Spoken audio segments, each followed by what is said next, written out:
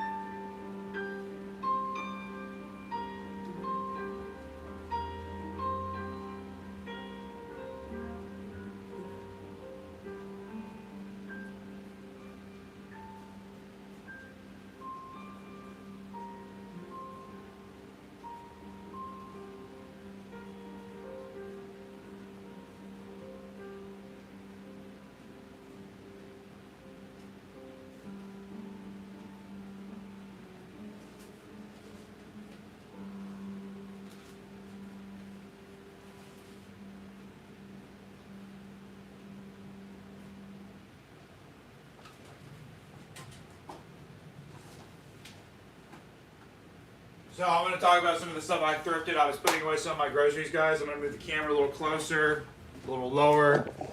That's a piece I really like. I enjoy a lot of different performances.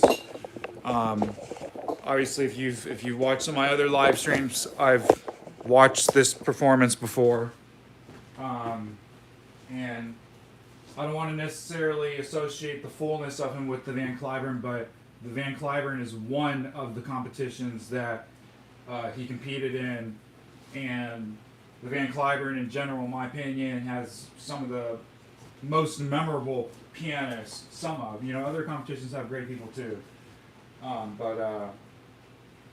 Anyway, so I'm not quite sure what that performance is from, but I've watched it a number of times, and so the recordings actually of the Prokofiev concertos, which I grew up on, is actually Ashkenazi, and I really like how he plays them. And I bought the two CD set a really long time ago. It was like $40, and this was back in the day. Unless you were ordering stuff through catalog, you could only buy what was available in the store, and the classical sections were already super duper limited. And I was on a field trip. Okay, I was on a band field trip, and we went to the Alamo.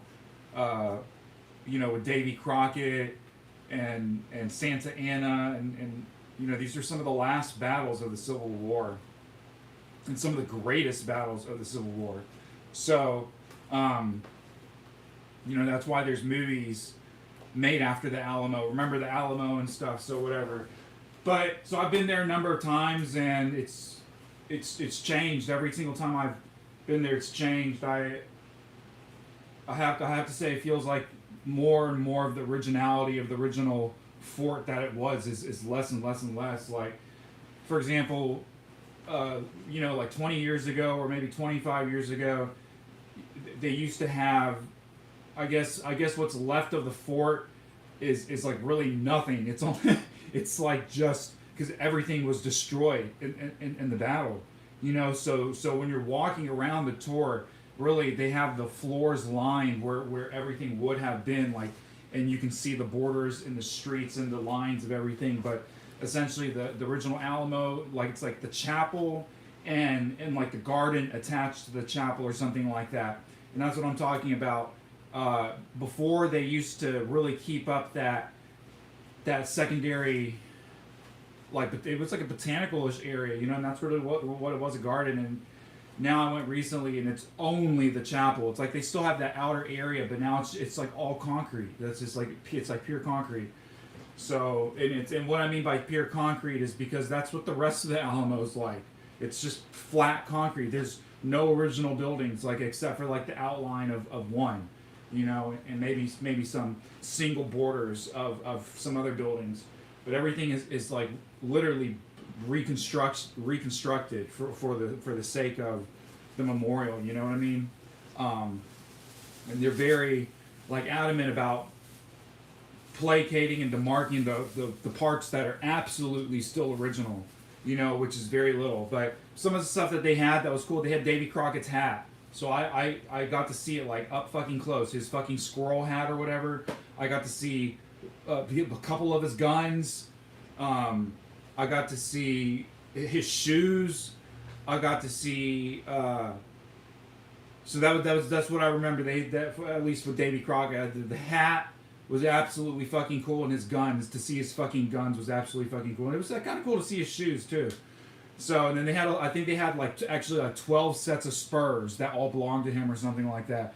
So they had like one set of original shoes, and then they had just 12 spurs, because the spurs were like things that you would like attach, you know what I'm saying? So he had all different kinds of spurs, you know, for riding and stuff. That was just such an insight into like his life and like the way it was, you know, like you had no cars.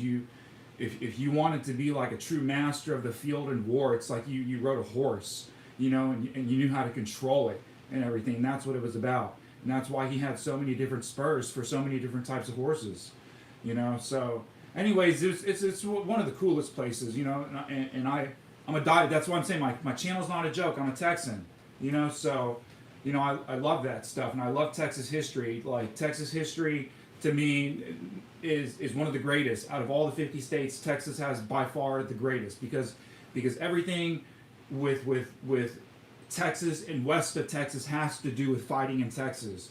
You know, of the Louisiana Purchase and everything, it's all Texas, and Santa Ana and everything. All this shit comes down to Texas and Mexico, you know, and it's you know, we live in really peaceful times, man. But for like thousands of years, that used to be an absolute like territorial border that was absolutely not passed, and you know, that's the whole thing of like manifest destiny. You know, I think the U.S. has lost that. I wish Trump would talk about more about manifest destiny with his if he's going to do parades and stuff. You know what I'm saying? And force people to do parades. Then I want to hear him talk about manifest destiny again, and how that facet of American history and of Americanism has not been fully fulfilled. And you know, if you want to say I'm kind of foreseeing a type of Rome type of thing, you know, but really it's like if we want to become an intergalactic type of being, you know, we're going to have an absolutely unified government that is just overlooking, and what I mean by overlooking, that ethically everyone is over being different and looking different and having differences, you know, and then only then would we even have like the first chance of even like being contacted, you know, because if anything, we're just being looked at and laughed at, you know, or not, maybe not laughed at, but it's a peculiarity, because every civilization, you know, maybe we're taking a long time, or maybe we're accelerating really fast. I have no idea, you know, but nevertheless, we're definitely being watched. You know what I'm saying? We've been visited, and you know, I don't want to talk too much about all that kind of stuff, but anyways. Yeah, that's kind of really tangent. So, but I want to talk about the stuff that I got, right? So, I want to show you this, okay? So, I paid full price for all this shit, and I used my last 20% off, okay? So, I have a piggy bank already, and I don't know if you guys have ever noticed, because I have recorded tons of videos on a number of my pianos now. I hope you see, like my main favorite ones, you know, I guess for now, the one in my garage, and then my Wurlitzer, and then my Grand. And I'll tell you, the reason I haven't been in my garage is not because it's too cold. There's like a seal or something that broke with my propane, or it didn't break, but it's just not new anymore. And anyways, I was able to use one of those sunflower propane heaters in my garage with no gas. And now I don't know if it's the fitting or whatever it is now. It could. What I'm saying is because we trade in the propane tanks every time, and you get a different propane tank back.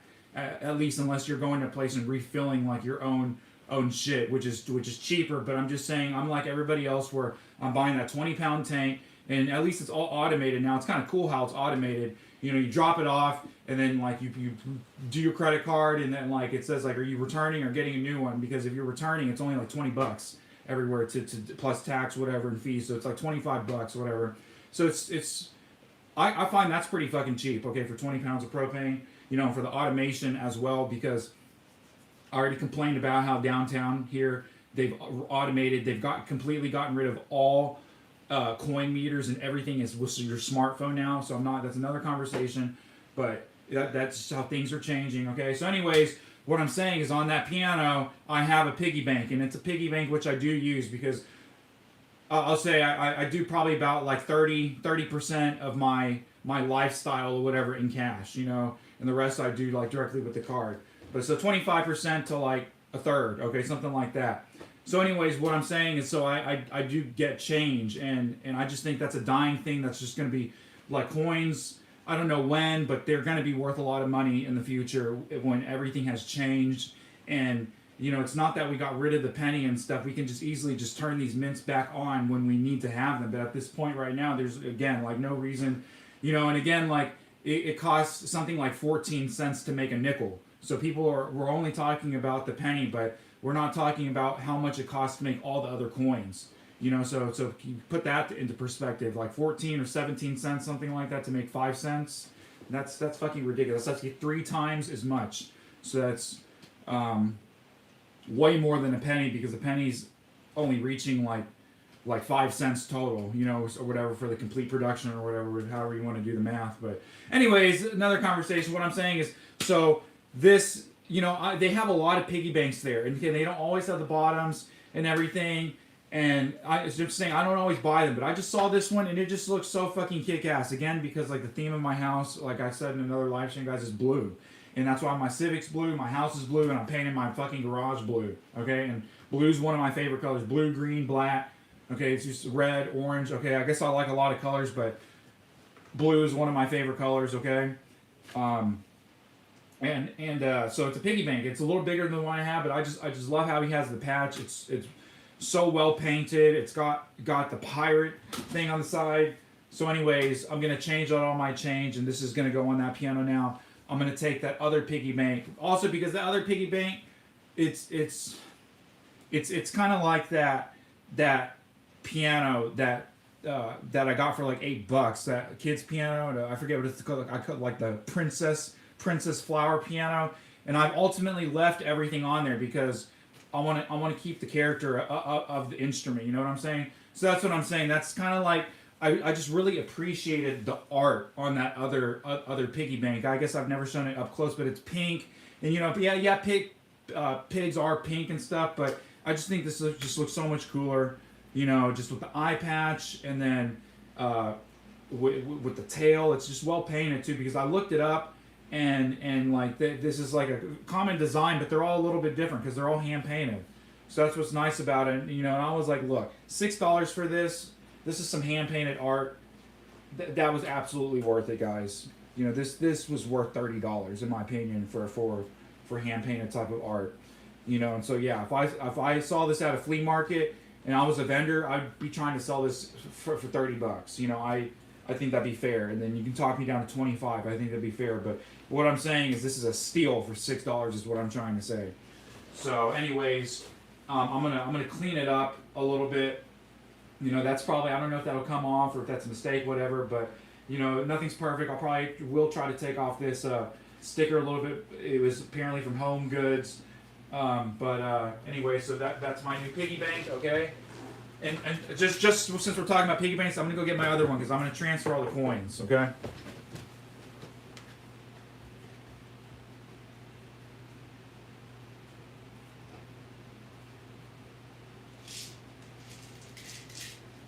Okay, well, I was mistaken. I'm sorry. It's not pink, but like I said, blue is one of my favorite colors. And look at this piggy bank. And that's why I'm saying. And I have this is like a third full, maybe half full of coins, guys. And it just has such a wonderful design everywhere. You know, this design feels like it was done where they dip it in water. You know what I'm saying? So anyways, but these are all hand done. You know, this is like not done by machines and stuff. And so, I mean, yeah, I love fucking piggy banks, guys. And I know there's a lot of different ways to store your coins and stuff, but I love the piggy bank, okay?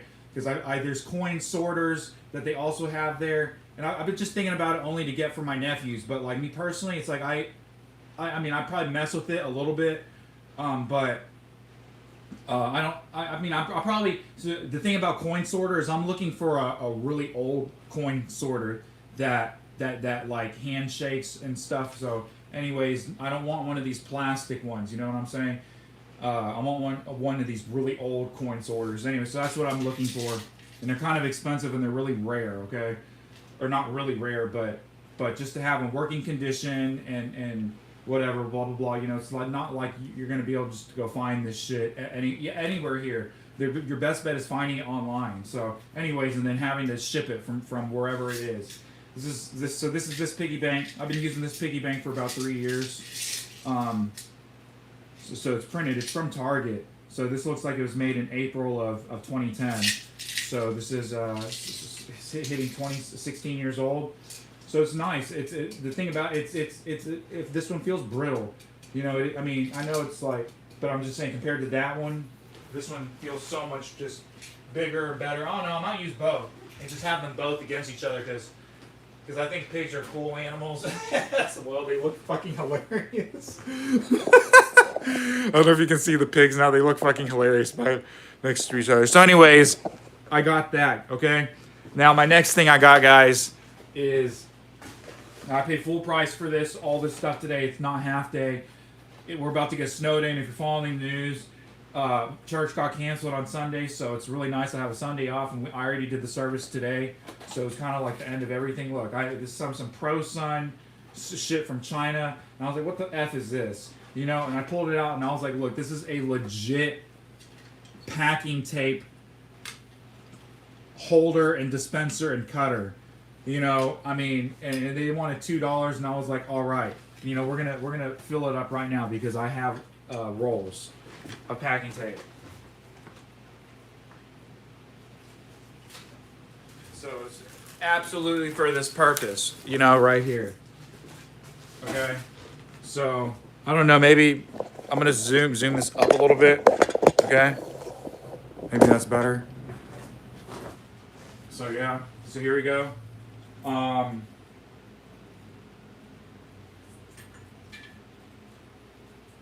Oh, so it's nice. It's got this piece of metal in here too, so that it clips against it and grabs into the roll, so the roll stays in one spot, guys. What a effing amazing design! That is an awesome design, guys. Look, and so I bring it back a little bit, and now it is stuck. This roll is not moving. Okay, let's see how this. How am I supposed to feed this through? Okay, so first thing is to open the roll.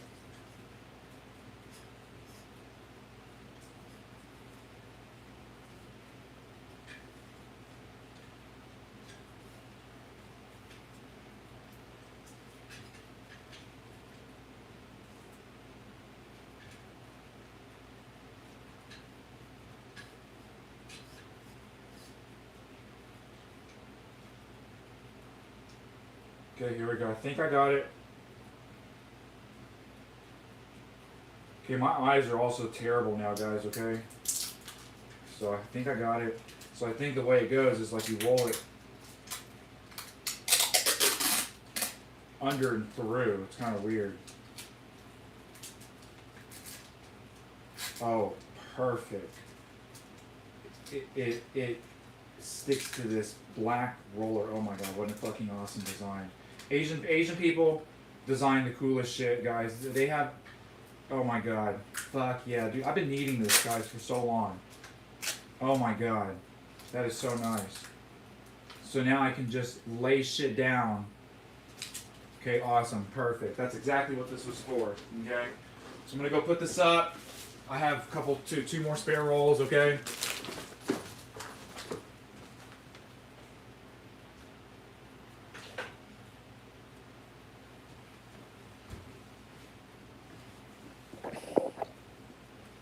Okay, here we go. I'm gonna throw away this box. Okay.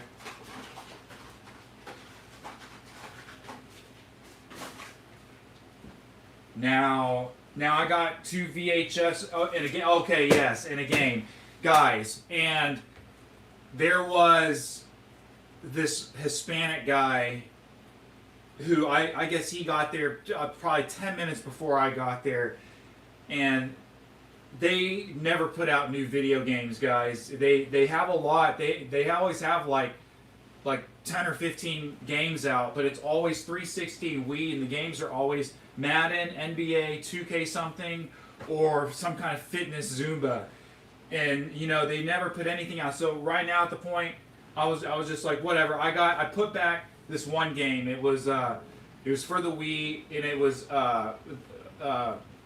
Namco Mega Mix, and it was the early one that only had 14 games. So I'm willing to hold out or just buy it later. The one that has, excuse me, 24 games. And anyways, I just didn't want to be. I had to weigh about what I was going to spend and not. Anyway, so I picked up this one. It was the only game that the Hispanic guy did not choose. And I did not get a good look, but from the top of it, man, he got like 8 or 9 games, man. They were all good. He probably dropped like a good $100 on all the games he was holding, you know. So anyways, so this is Jeremy McGraw's Supercross World, and I already watched videos of it. I don't have the booklet, okay, but here's the deal. I have no GameCube games, guys.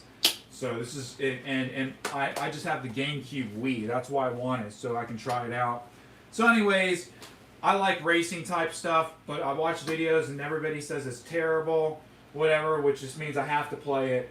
But I like stuff like this. If you didn't see, I was playing that Top Gear motocross and Too Bad. I'm not quite sure. I guess this is why I want to get a real N64, so there's just no mess up with the ROMs and the emulation, because I'm not quite sure what it is. I'm sure there's a lot of things that I just don't know that I'm doing wrong or something, but it's just, I would just love to just have the Evercart and then just have the ROMs on the Evercart and then just and play on real N64 hardware and never have to worry about anything being messed up, or you know what I'm saying. And anyway, so that racing game is really messed up. So anyways, I want to show, I picked up some movies today. I got Batman. I'm a huge Batman, guys. This is one of my favorite Batman movies. Okay, this came out in like the late 80s. Okay, and I think I already have a copy of it, but I just wanted another nice copy of it. Okay, and plus it came with the case. I think people don't realize now that these cases are like worth money in themselves. So it's like, look, someone had to cut this out. That's how they did that. They cut the box. Okay, they cut the box real cleanly and they put it in here. So anyways, but I like the hard cases, again, because like I said, all my games and stuff, I try to keep them in a case. So I got this movie. I believe I have this movie as well, and I also have I have more than one copy of it. Okay, but here's the deal. I know one of the copies is like bare or something, and then the other copy is like the box is all crappy. So here I got a decent copy of this movie, and I want to watch it. I kind of I've never seen it actually. So and then just to review the 2 movies I got the other day. Actually, I got this at a Goodwill, Victor Borge. Okay, and then I got an Arnold Schwarzenegger film, The End of Days. Okay, so I'm gonna watch that soon. So here, I picked this shit up, $6. Okay, and this is fucking perfect for my retro room. It's an RCA AV source selector. Okay, you have to turn it on. It requires its own power supply. But I was like, I have another one also that's just completely manual switch, but it's just nice. I wanted it, you know, and I'm gonna use it when I have all this stuff. So satellite DVD, especially because it has Laserdisc VCR, aux 1, aux 2. So I'm definitely gonna do Laserdisc, DVD, VCR. I'll hook up my N64 and then my Super Nintendo or something like that. And then satellite. I don't know what I'll put on satellite, but this was kick-ass. This is just cool. This is like some really well-made shit that, even though it's RCA, you know, but what I'm saying is compared to nowadays, you cannot find anything that's going to be made like this. So I'm real happy to get this AV switch box with the power supply. Okay, so the next 2 things I got are fucking like really just interesting. Okay, and I thought about it and I was like, man, what the hey? Okay, look, here's a really fucking old laptop. Okay, they wanted $11. Okay, and I looked it up. It's a Pentium 3. Okay, but it's got a DVD-ROM It's dirty. I mean, it clearly needs to be swept out and cleaned. Look at, oh, it's got a card. Let's see what kind of card it has. Just a filler card. Okay, so it's cool. It's got the card slot. Okay, whatever. Let me put this back in. It looks like it's missing another piece or something.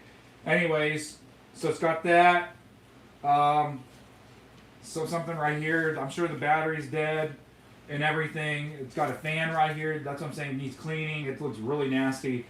But anyways, I'm retro computing on this, like, absolutely. Because what I'm saying, I can play that Simpsons hit and run game perfectly on this without error. That's the thing.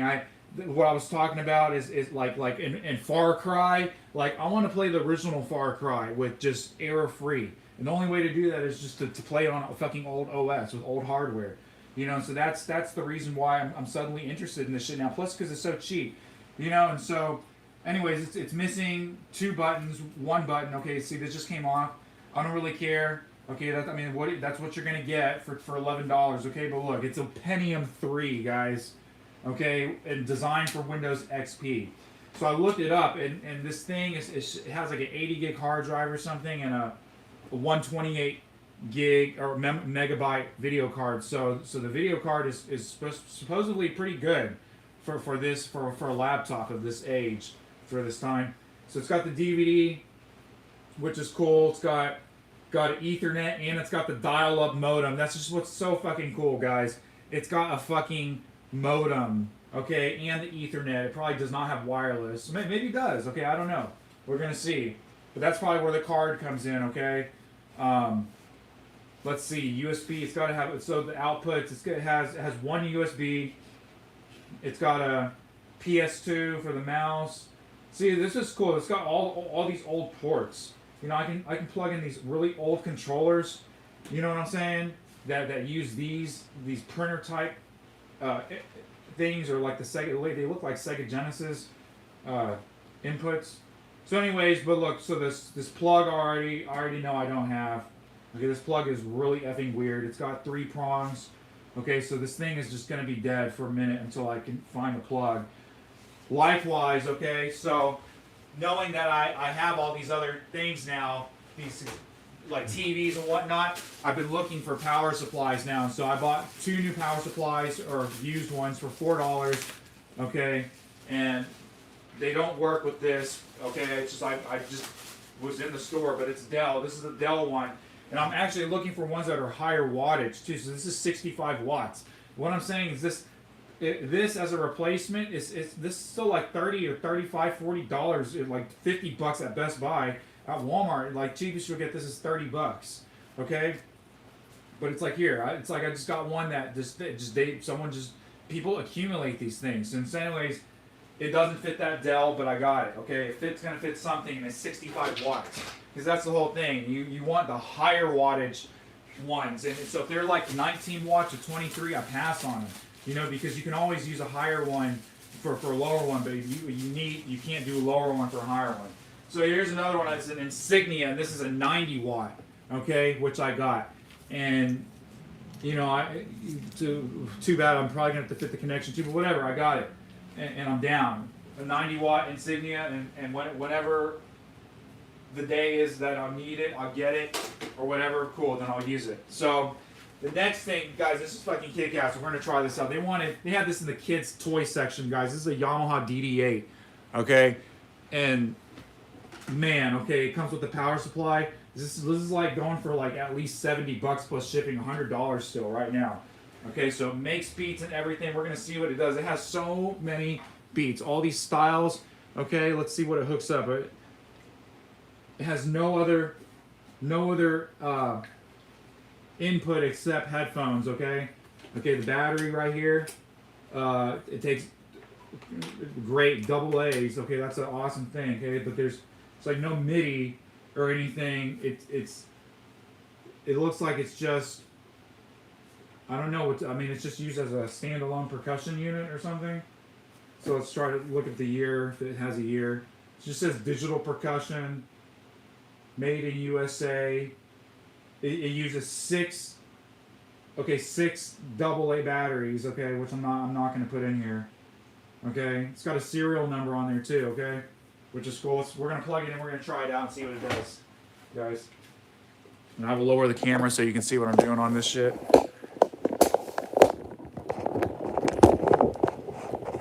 Nice. Okay. So that's gonna be the view for this thing. So I saw this and I was like, oh my god, I gotta try this again. They had this in the kids' toy section, guys.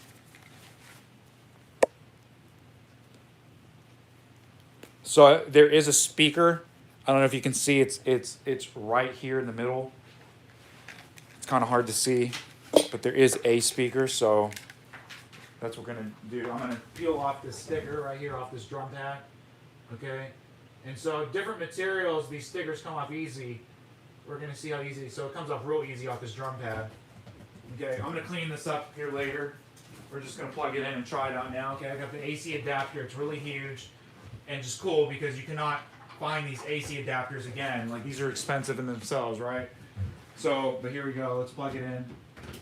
Okay. I'll lower down one more. Okay.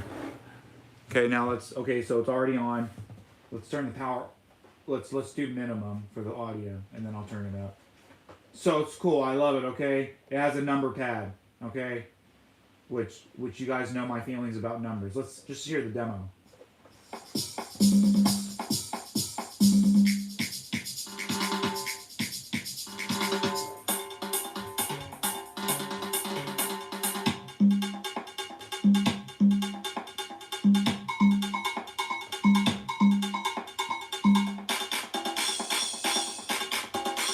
Okay, so this thing probably sounds awesome through speakers.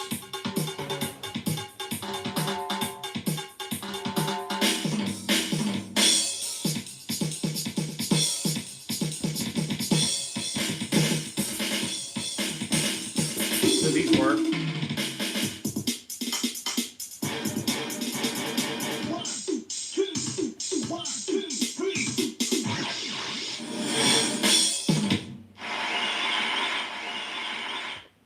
Oh, that's cool. I'm going to put that as a short. That's a cool demo, guys. That's a really cool demo. I'm going to make that as a short. So let's just hear some stuff. Let's just press start.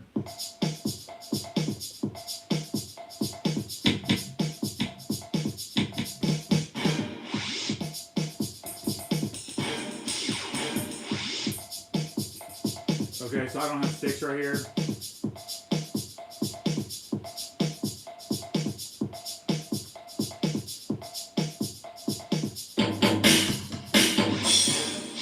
Okay, so these only have 9 effects for these pads, okay? But all the beats are built in, okay? We're gonna just hear the beats.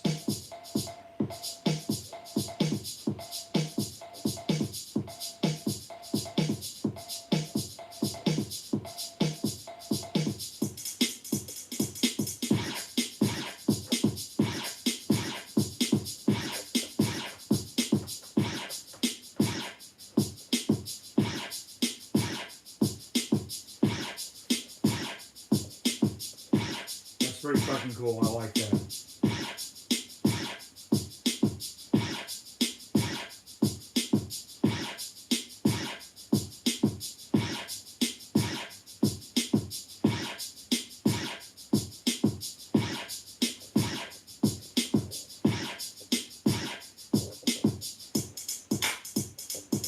This is cool. This has got like a really like a really like type of sound.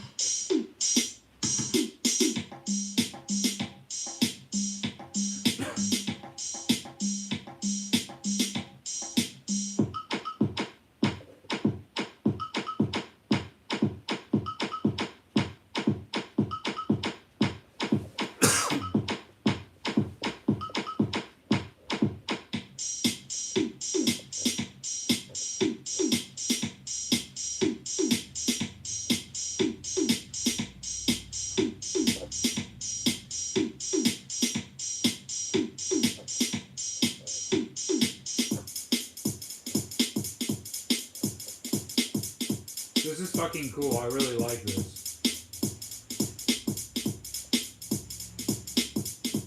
This is so cool, guys, because like you can like play along with it like it's not part of the keyboard. You know what I'm saying? It's what I like about it. And that it has numbers here. So it's got a lot of marks from like obviously someone like missing the pad. You know, I'm sure I'll miss it too.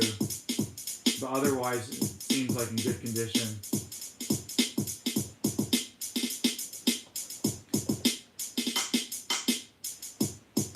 So I have 4 amps, guys. They're all broken. Okay, I bought them all new, and they all broke within the first year of me using them. Sad. So, anyways, I'm trying to fix all of them. That's another story. Another day.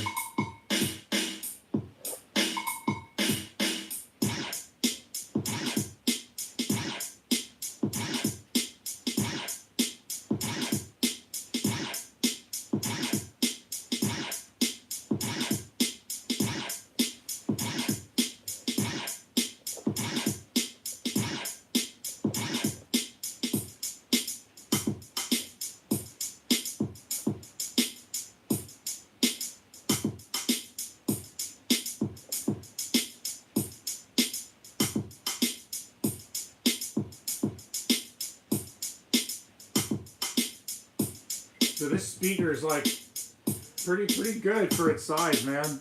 Like I'm feeling a little bit of bump.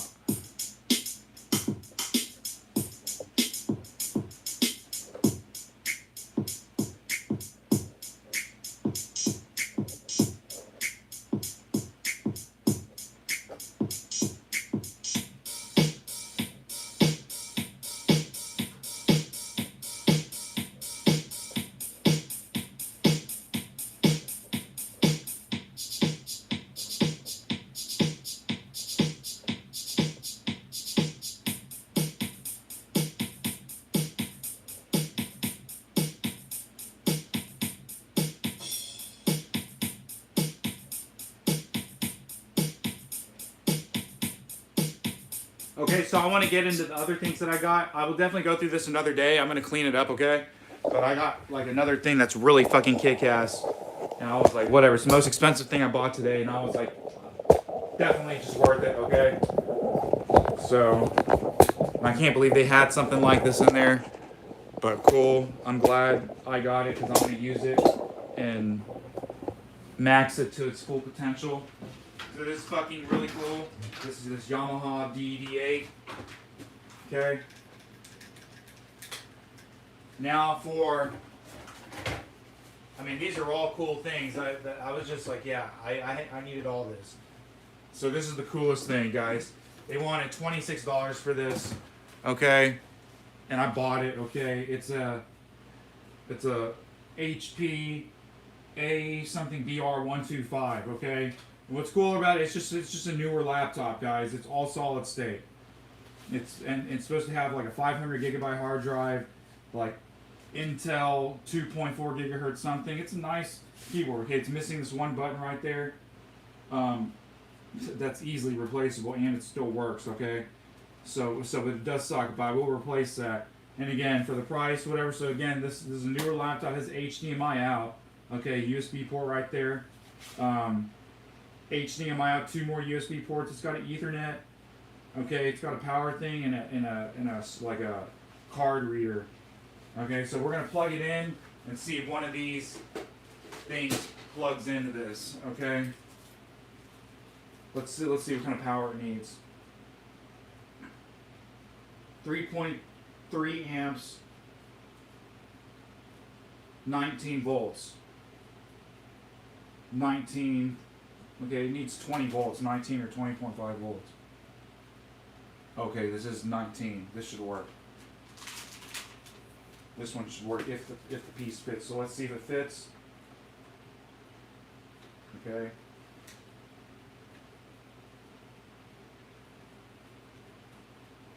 Which it does not. Okay. This does not fit. Okay, let's see if this one fits.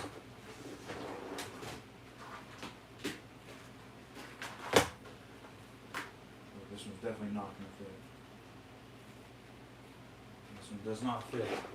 Okay? Let's see, where's this? This is probably really low. There's no way this is going to work. I just want to see if it fits. So that's going to be the whole deal, like for me to power these up to get the connector, the right power supply.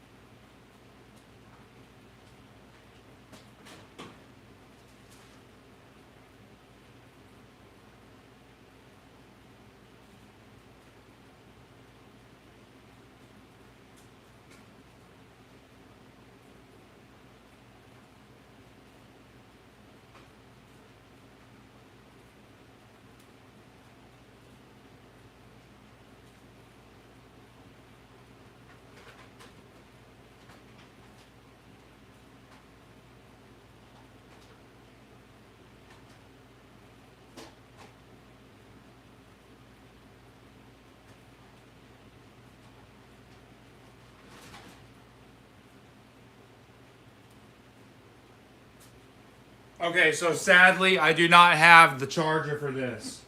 Okay, so we're gonna keep it out because I just wanna look at it and wipe it down, along with this Dell, which I'm gonna go see if I have another plug that will.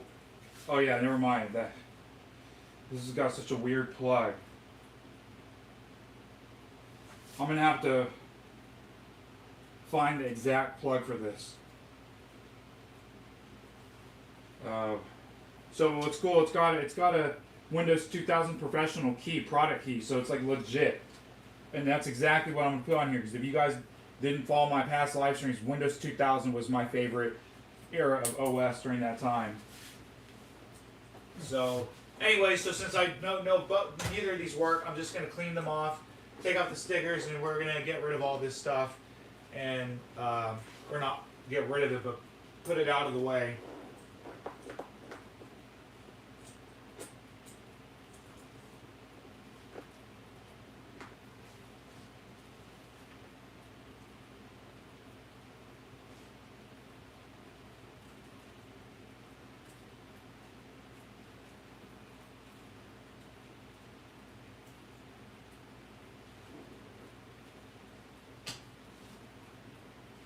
Okay, in the meantime, I'm going to put some music on too in the background. I'm just going to clean this stuff up. We're going to put it away.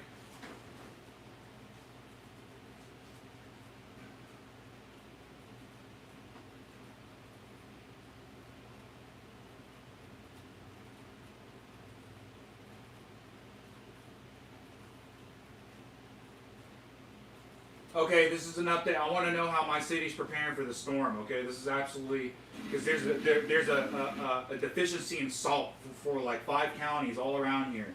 There's just been such a massive increase in demand for salt. This is what I'm saying. This is no joke, guys. You go, starting. Go. Mary, they gotta go. They're going. This is our mayor, guys. They told him. Oh. I mean, no comment, Well, but I don't know. Maybe he's not. just this young guy. I think somebody's having a.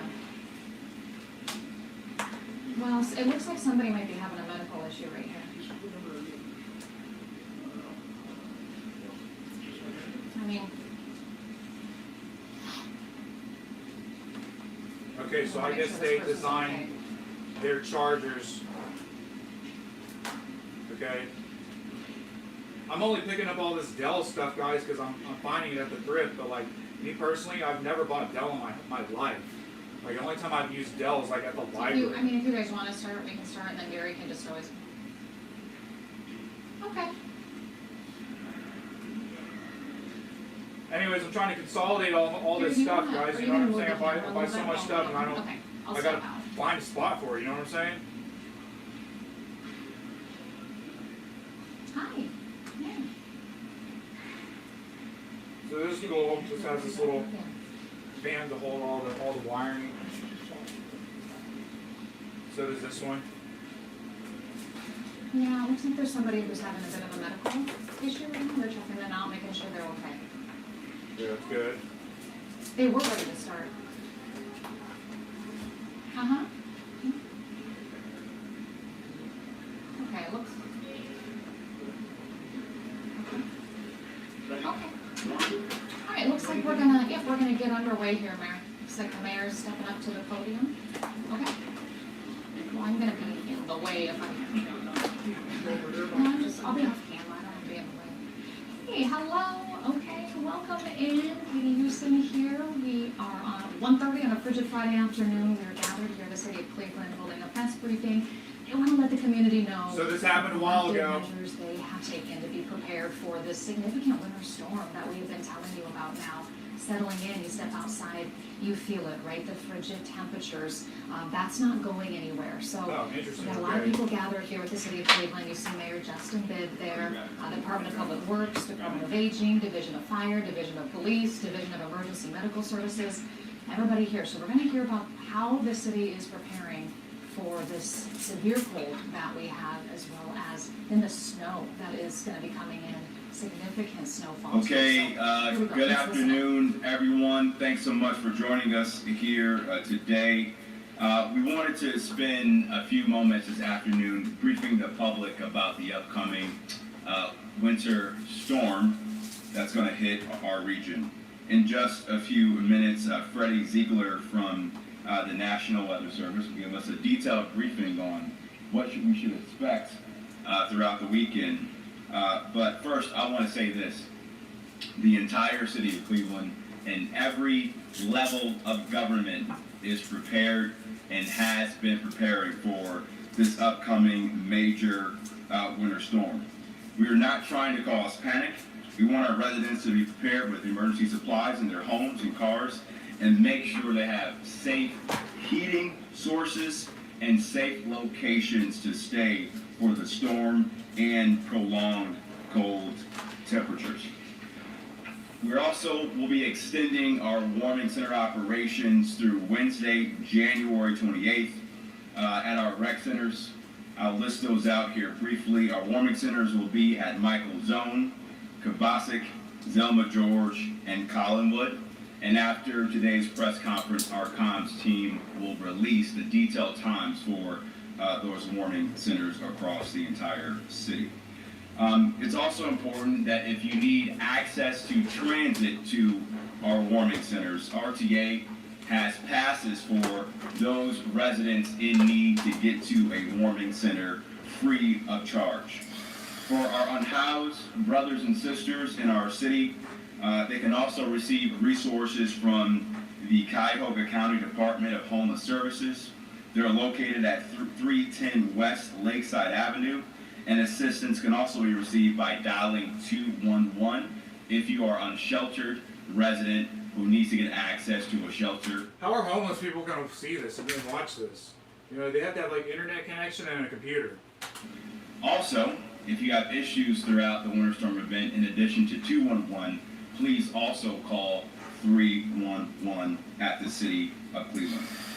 As Director John Laird has talked about over the last couple days throughout the entire region and throughout the entire state of Ohio, we are facing a salt shortage. So first I want to thank Governor DeWine and ODOT for their support in helping the City of Cleveland get as much salt as we possibly can for our past winter events that we've had over the last couple of weeks, but also salt needed for this upcoming major winter storm. I want to say this though, we're going to plow every road in Cleveland.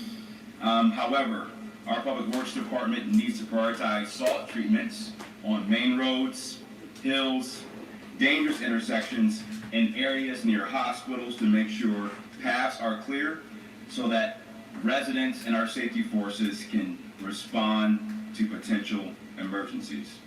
So again, we're asking our residents to be safe, but also be extremely patient. It's going to take our crews time to plow every street across the entire city of Cleveland. And I'll remind folks at home, our snowplow trucks are not Ubers. And this is going to be a big event. So if you see delays on your street, know our crews are working around the clock to plow our roads in a safe and deliberate fashion. But it will take time to plow all of our roads across the entire city. So again, this is going to be a major storm. And so if you don't have to travel when this storm hits, please stay home if you can. Don't risk going outside this weekend. If there's a show on Netflix or Hulu, watch that show. I'm going to probably binge on Him and Hers on Netflix this weekend, or some bad reality TV. We want everybody just to be safe as we prepare for this winter storm. And again, before I head over to and wrap it over to Freddie from the National Weather Service, I want to just thank our amazing Public Works crews for their hard work over the last couple of weeks and the great work they're going to be doing over the next few days. These folks are going to be working around the clock, 24/7, long days, long nights, and very cold, frigid temperatures. So let's make sure we give them sincere gratitude and appreciation as we begin this winter storm event. Also want to just thank the men and women of police, fire, and EMS as well too. They have no days off as well. And so it's important we give them our sincere gratitude. Freddie, the floor is yours. Thank you, Mr. Mayor. I appreciate the words as far as the support the city. Some of the key messages that I got from the mayor: stay prepared, stay safe, and be patient. This is going to be a long duration event.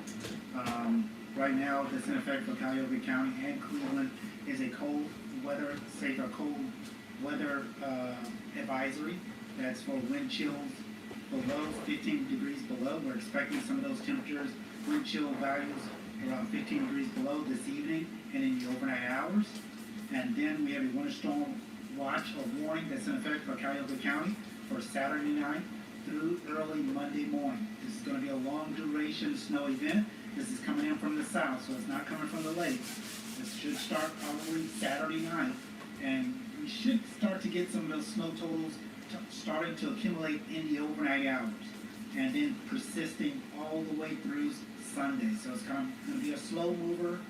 The accumulation is going to really kind of ramp up as we get into Sunday morning, Sunday afternoon. 6 to 8 inches again, that's what we're expecting. This is a And touch for an screen, update, guys. This is going to be a long duration storm. We're expecting temperatures to really just stay, remain below. It's a great 20 condition, degrees. man.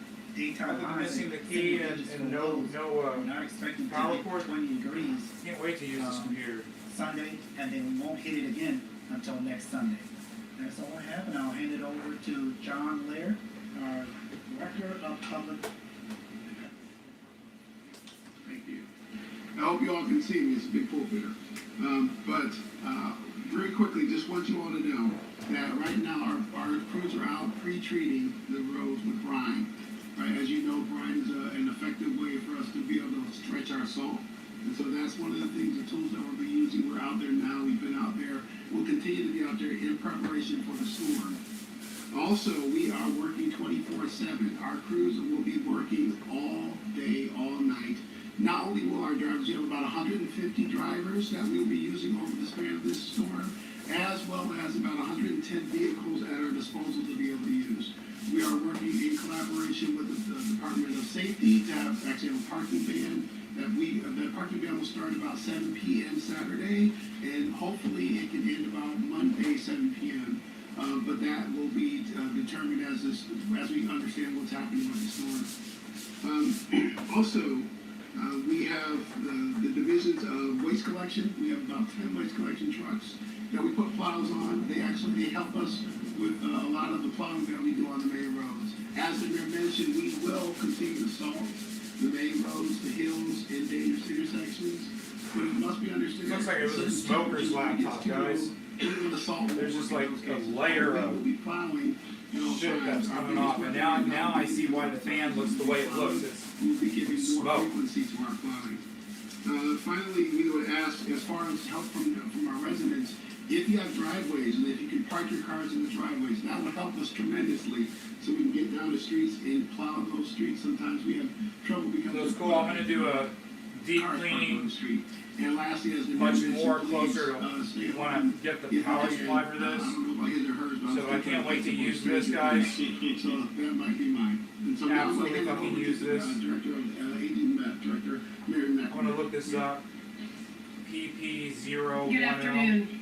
You know, when snow falls and temperatures drop, I know that Clevelanders rise. And for me, as the Director of Aging at the City of Cleveland, that's about making sure that our older neighbors are safe. So I just want to share 4 key messages for me that we're putting out in the community. First, older adults are at a higher risk in extreme cold, and preparation does really save lives.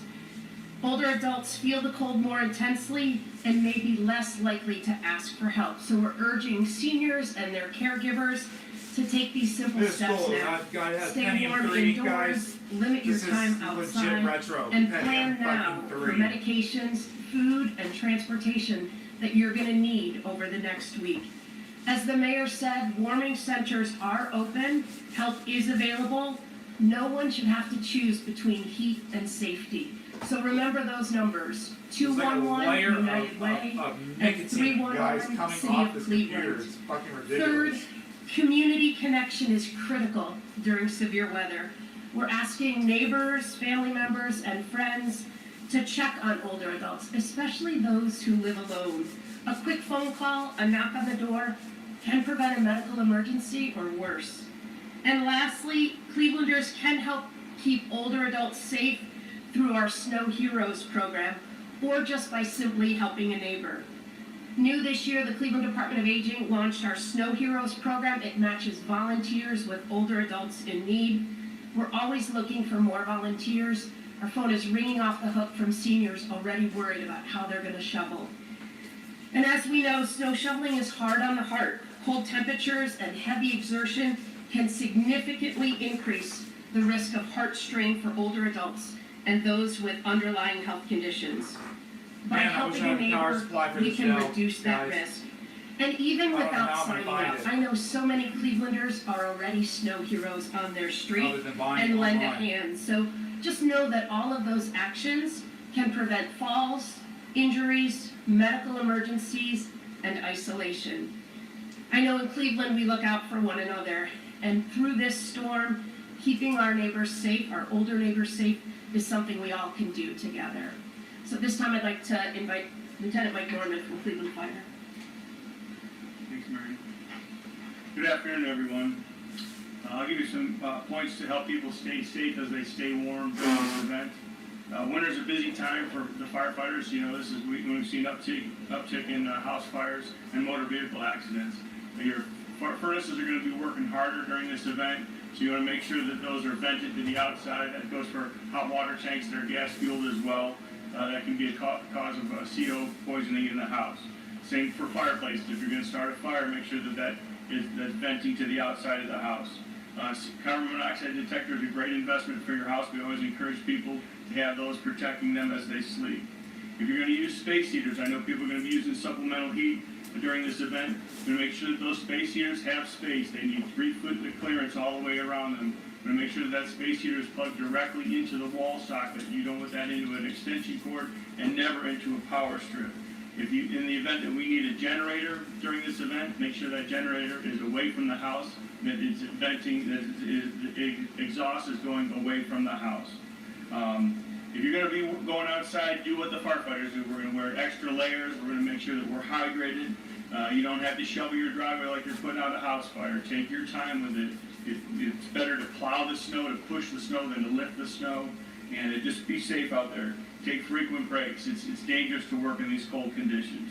Allow more time for your commutes if you're going anywhere, and if you can stay home, just stay home during this event. That's the safest place for you to be.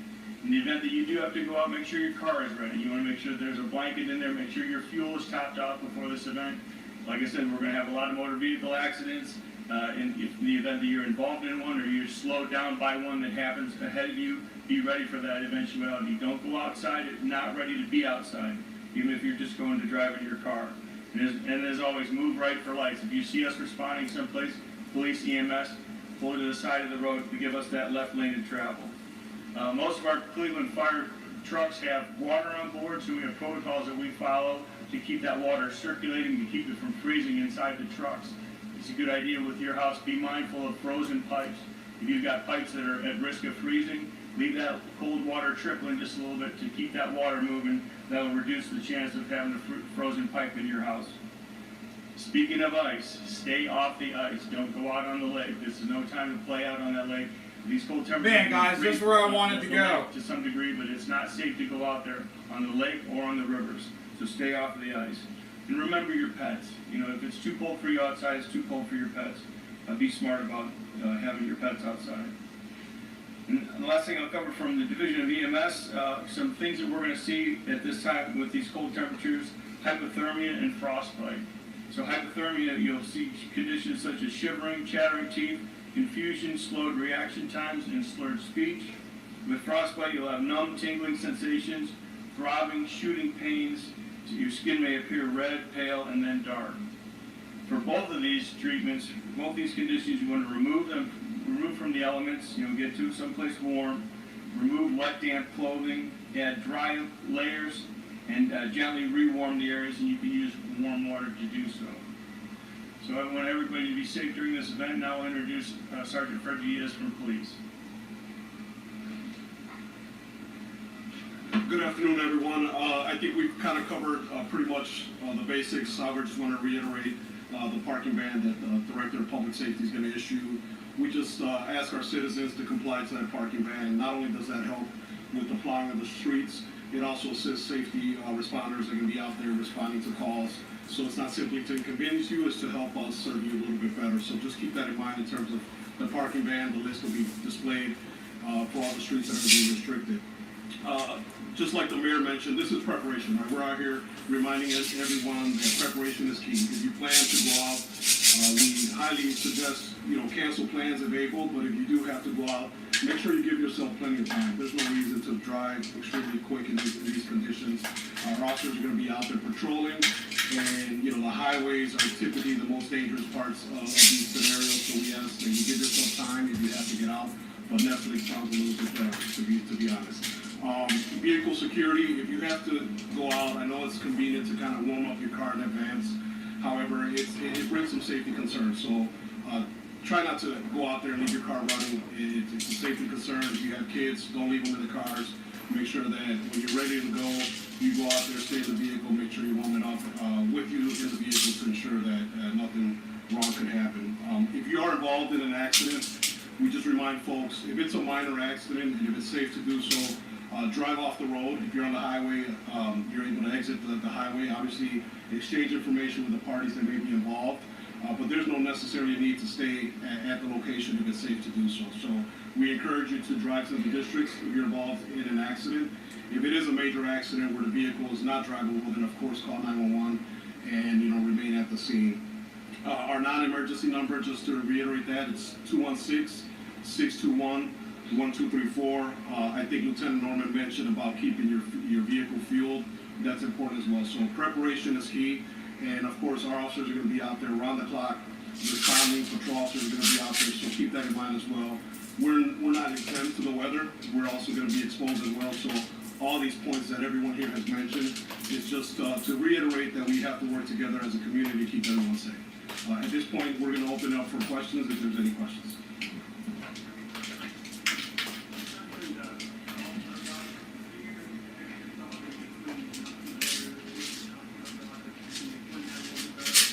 And I'll have John come up and talk about our conversations with ODOT, but when we were made aware that Cargill was not giving us the amount of salt as outlined in the contract, we reached out to not only the Cargill team to address that issue, but we got great support from ODOT and the governor's office to give us some salt in the near term to address that shortage. So I'll have John talk more about that issue. John?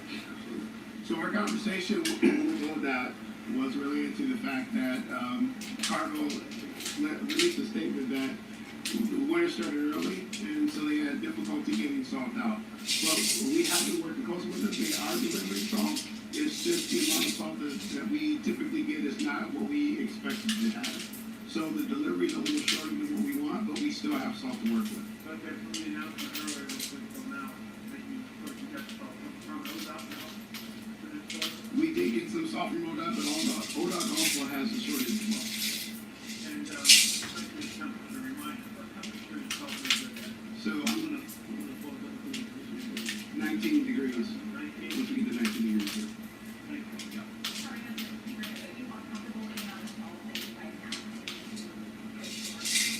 I will say this, we can keep the city safe. I would like to have tons more salt. If you're asking my comfort level, it's a lot different than this guy who's been doing this for a long time. We can keep the city safe with the amount of salt that we have.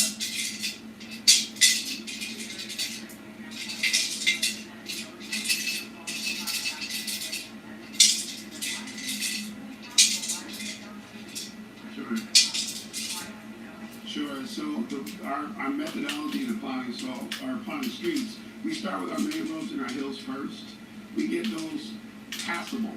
So it may not be that they're down the pavement, it may not be that, but as long as we can get cars and vehicles through those, that's the way we do it. Once we feel comfortable that the main roads and the hills are passable, we go to residential streets. We make the residential streets passable. And once we do that, it's an iteration, so we go back and forth until we get to the closest pavement as we can. In the past, we would use salt in the residential areas to get down the pavement. Because of our shortage, we don't have that pleasure and that luxury. So we're going to have to continue to do more plowing to get down as close as we can to the pavement. But that's how our iterations work. Plowing.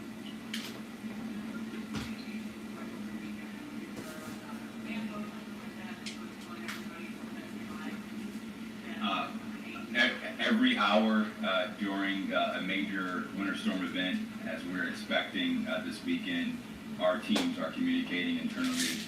John and his team gives me and my chief of staff an update, and then we communicate those updates to the city council and the public to make sure everyone knows how we're progressing. But again, it takes time to get every street. It takes time to hit all of our main streets and intersections and dangerous hills. And so for a major storm event like this, we're just asking for patience to make sure we can keep the city safe as we progress through the storm. Yep. Yeah, so we have about 150 drivers that will be using over this storm event. We have about 110 vehicles that we have at our access, anywhere from the plows that you see here to pickup trucks to graders that we have at our disposal to be used. Waste trucks, we'll have about 10 waste trucks that we use that we put plows on as well to help us with tandem plowing. And, Councilman Starry leaned over to me and mentioned you got about 10,000 streets that you have to plow. So again, going back to the mayor's point, we do ask that you be patient with us. There's a lot of ground that we have to cover. We have about 3,000 lane miles, or the lane miles per miles, 3,000 miles that we have to cover. So we'll get there. It's just going to take us some time. All right, any other questions? All right, be safe, everyone. Thank you so much.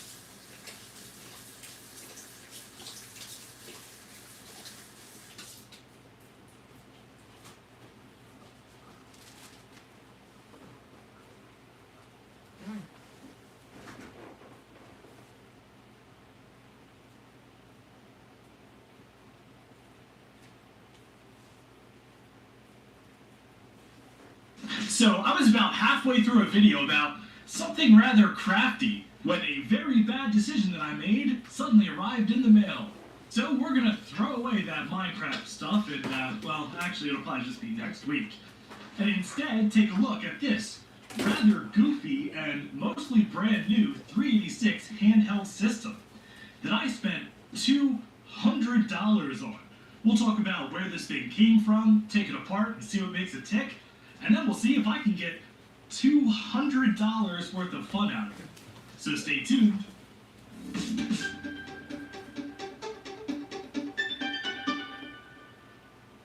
And if you enjoyed that special mix of anticipation, bewilderment, and dread that can only come from the arrival of a half-forgotten late-night purchase, I hope you'll consider subscribing to the channel.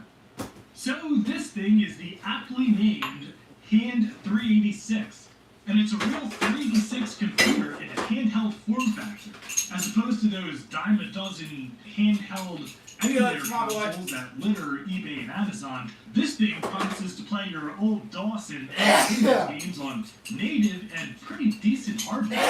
Now you might be asking, how does one make a new late 80s 386 system? And I'm glad you asked, because the uber nerd in me got really excited about that part. You see, 386 systems are actually still used in a ton of industrial controller type applications, usually packaged into a system on a chip.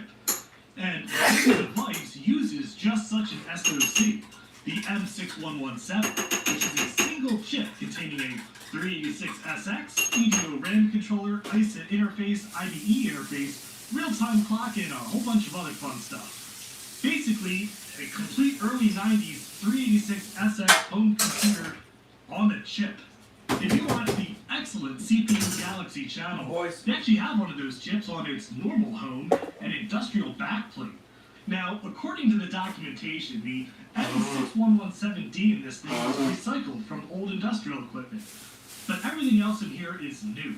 It has 8 megs of RAM, a CF card adapter on the IDE channel, a CHIPS F65535 VGA card pumping out 256 colors at 640x480, and a Yamaha YMF 262M OPL3 sound card, and a built-in battery of dubious quality.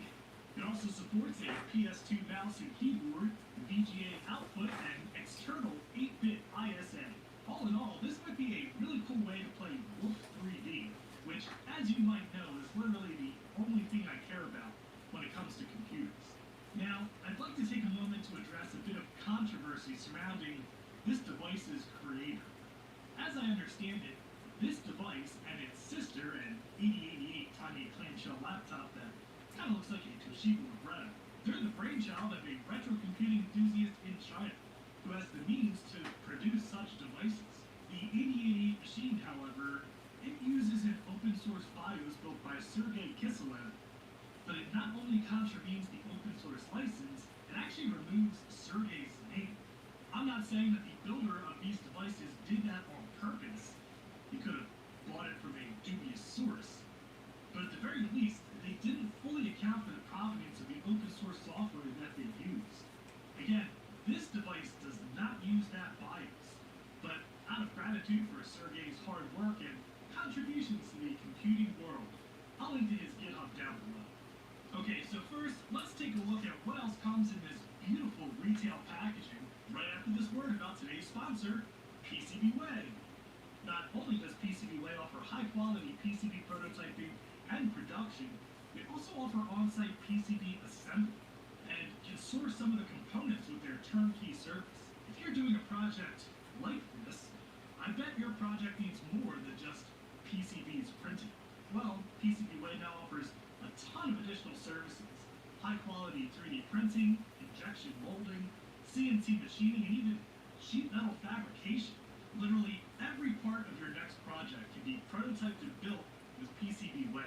So if you have any PCB or prototyping needs, I hope you give PCBWay.com a try. Alright, so here is the device itself, or as I believe it's pronounced in Australian, the Nugget. And it's been running for a little bit now as I've been filming, and it's a little warm. And we'll take a closer look around this thing in a minute. Let's see what else came in the box. Alright, we have one anti-static bag full of goodies. Ooh, Zipline. Alright, we have a questionable mobile phone style power brick. Ooh, and a breakout board, which contains both of the PS2 ports and VGA out. Okay, that is very cool. That we will try later for sure, because technically this thing can be a desktop. Oh look, it's Lenovo branded. Now look at that. Okay, quick walkthrough on the device. This is first impressions are it's not the highest quality plastic. You can kind of see some of the gubbins from the injection molding here. I do like that it's very lightly translucent and you can see the stuff inside, especially around the back here. This is ISA, which we don't have an adapter for. You probably need to wire that up yourself. This is the PS2 and VGA out, which of course we do have the adapter for. This USB port is only for storage, not for other devices. So if you plug a USB flash drive in here, it will show up as the D drive. And this is the 1 GB CF card, which is connected to IDE, because of course CF basically is IDE. The power switch is right on the front of the device here, which boots it into Windows 95 and MS-DOS 7.10, and it has AM BIOS on it. There's also like a screen protector here, but it goes underneath the side bezel here, so I think we'll have to take it apart to take that off. I'm not entirely sure. DIR to list the contents of the CF card. And this keyboard is nothing to write home about. This is, rubberized. Feels much like a TV remote control on a budget TV. Anyway, we can type Win to get into Windows 95, which, let me tell you, that's a dream on a 386 SX with 8 megs of memory. Now, we won't go too far into the stuff that's installed on here yet. Let's take this apart and see what's actually on the inside. Alright, just a bunch of Phillips head screws.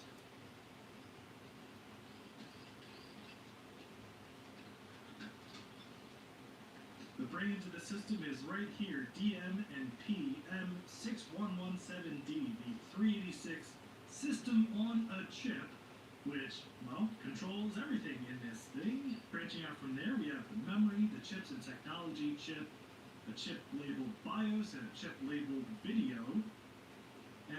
Power in, we have our lithium-ion battery, supposedly rated for 2,500 milliamp hours. Let's see if this nicely comes off in the front here. I don't want to break it before I even have a chance to play Wolfenstein. There we go. Alright. This looks like the connector for video. This has got to be the video controller board. And a ribbon cable up to the LCD. You know, a lot of thought went into this board, actually. This is not just some slap-it-together device. This is a well thought-out, custom-built machine, purpose-built to reuse that system on a chip for retro computing purposes. I really can't fault that, you know? Okay, there we go. Minty fresh. Alright, so let's see what kind of software is on this thing, and apologize, this has pretty terrible vertical viewing angle, so I have to hold it kind of at a very precise angle so I can see it and you can see it. But let's start with the dir/W. This is not a joy to type on. Goodness gracious. Oh, there is a game directory. Let's see what's in there. Oh my goodness, look at that. It already has Doom and Wolf 3D on here, along with some other stuff. Raptor, PAL, and SB, VGM, and C2. Anyway, you know what I'm going to play.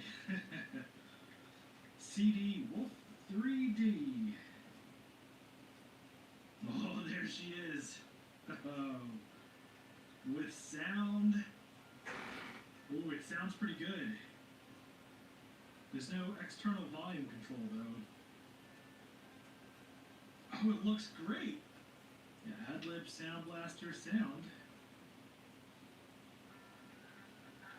Alright, let's do it. Let's get psyched. Oh, I can't believe I'm playing it on this goofy device. Fire is U button. Prefer open to be space.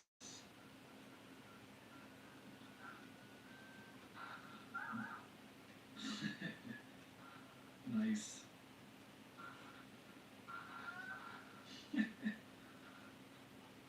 Oh, the goofy sounds. Okay, this thing is more fun already than I expected.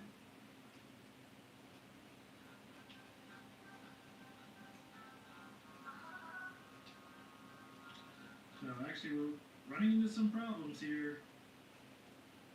The repeat on the W key is not working right. Or at least the pressing it down was not registering. Okay. The W button does not like me pressing it with my full finger. I have to hit it with my thumbnail for it to register and stay down. Once I have the hang of it, it's not too bad. And you know, the colors on this display are actually pretty vibrant. Not bad at all. Get out of here.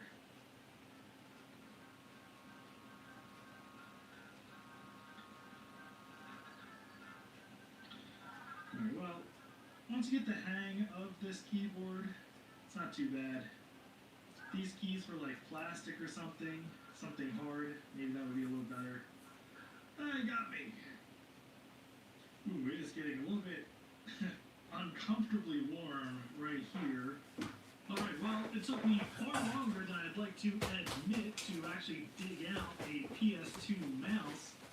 But here is a nice laser mouse connected through the adapter here. And it does work. So yeah, check that out. Look at that redraw. Oh, that's something. But yeah, let's use this mouse to see what's actually installed on Windows 95 here. Alright, so I have it propped up here, so hopefully we can both see what's going on, and also try to angle this to eliminate the screen door effect, or the moire pattern on the screen. I don't know, this screen is actually pretty nice. I don't know how to control the brightness.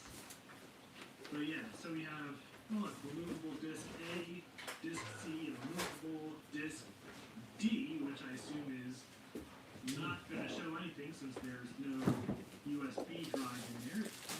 Yeah, so we have all the general default Windows 95 stuff. We can play the hardest to see game of solitaire ever. Actually, this isn't that good. What else is on here? Internet Explorer, obviously. Of course, we don't have any way to connect to the outside world. Although, there is serial on here somehow. You know, this goes into the chipset. Again, an Ethernet card if we wanted to go online with our 386. Oh, an AOL free trial. Excellent. Let's get a free trial to AOL. Apparently this can do 800 by 600. So I'm going to try to put it into that setting once we get locked out of here. Now we've got some MIDI files. Oh, and yeah, we've got a little flashing red light here now. So I think our battery is getting low. Ooh, MIDI.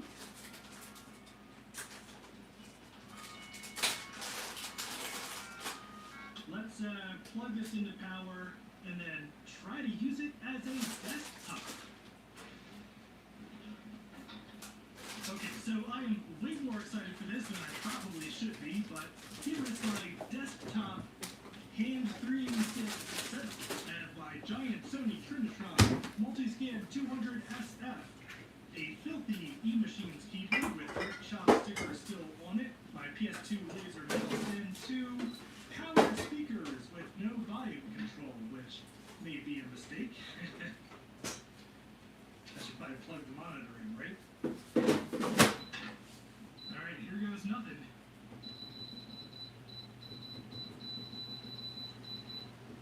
It is very faint on the display, and actually, I kind of expected that because, according to the documentation, using the external VGA will make the inbuilt display dimmer, because I think they're just wired in series. But yeah, look, there we go, Windows 95. Let's see if I can just up the brightness on here. As far as it'll go, that's what I call a dual head setup. Okay, I don't think you can see it, but it is still being displayed on the handheld as well. Okay, it is very dim on the display, even with brightness really cranked up. I mean, it's definitely cool that this can be done, but I don't think this is going to be your desktop replacement. Well, these speakers must not be shielded very well. They are really singing based on whatever's on the display, or maybe it's interference from this device. I'm going to unplug those for a second. Look at that. This is definitely a 386 Windows experience. Just look at this lag paint here. It's all straight lines. Oh goodness. Save changes? No thank you. Might as well go back to DOS mode and play some games. Maybe it'll be a little easier to see here. Certainly much easier to type with a real keyboard. No, it's not in stereo. It's all coming out of one speaker. It's louder coming out of the device than out of these speakers, which make horrible interference noises. It's just very washed out. But I don't think there's anything you can do about that. Because that's just how the VGA is wired up in this thing. Well, I guess we have to try to do, right?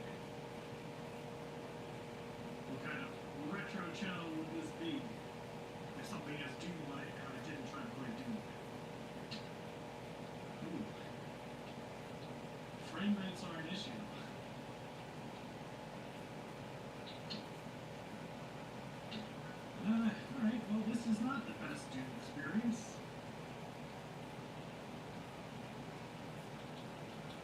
So, would I recommend this device?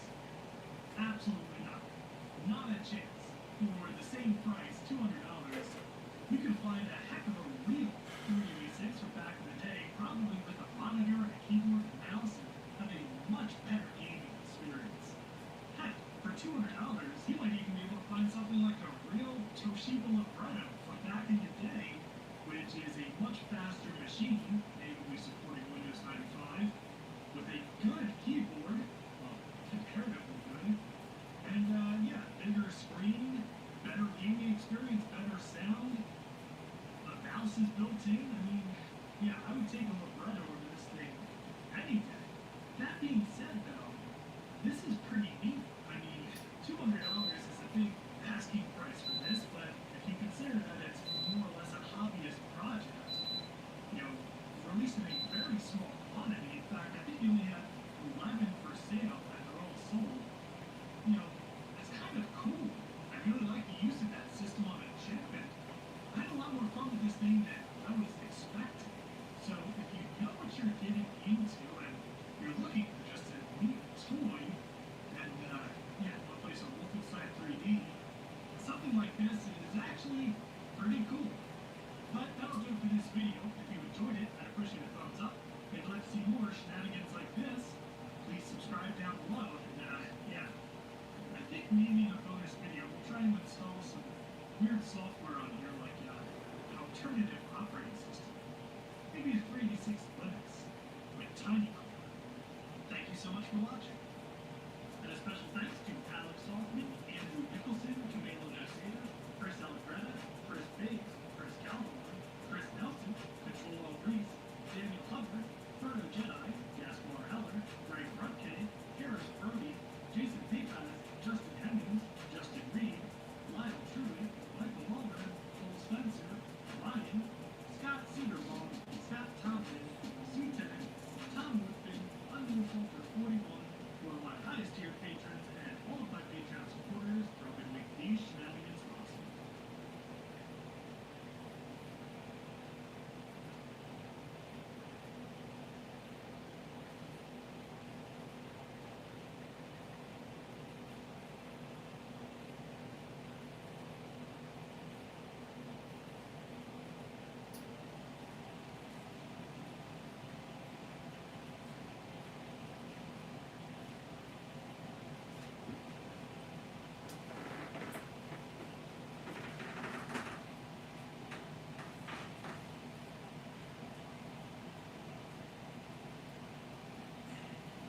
Today we have one of the most beautiful machines that Apple ever released. This is the Power Mac G4 with mirror drive doors, often affectionately referred to as the MDD. And unlike some of Apple's other machines with this era, it doesn't sacrifice function for form. The MDD was built as a no-compromises G4 powerhouse, and it was the last of its breed. But though the dual 1.25 G4s made this an absolute monster in 2002, its power was soon eclipsed by the G5. Well, we're not going to stand for that, so today, let's install the most extreme possible G4 processor upgrade, max this thing out, and see just how much performance we can get. And then we'll do the ultimate test. How well can this 19-year-old work of art play Minecraft? So stay tuned.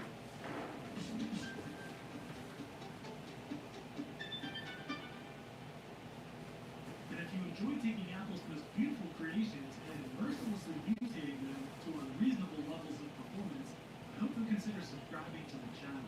We have many more builds like this in the pipeline, including even older and rarer machines. Released in the summer of 2002, the G4 MDD was the final machine that Apple released in their greatest form factor ever. The boldly styled fold-out tower first introduced with the blue and white G3, a 1999 machine that heralded the end of boring beige box. And this machine really is a beautiful window into a different era of Apple. The fold-out door gave easy access to the machine's internals, allowing users to easily PCI cards, swap out the HDP graphics card, swap the IDE drive drives out, and even the CPU, which is on a daughter code.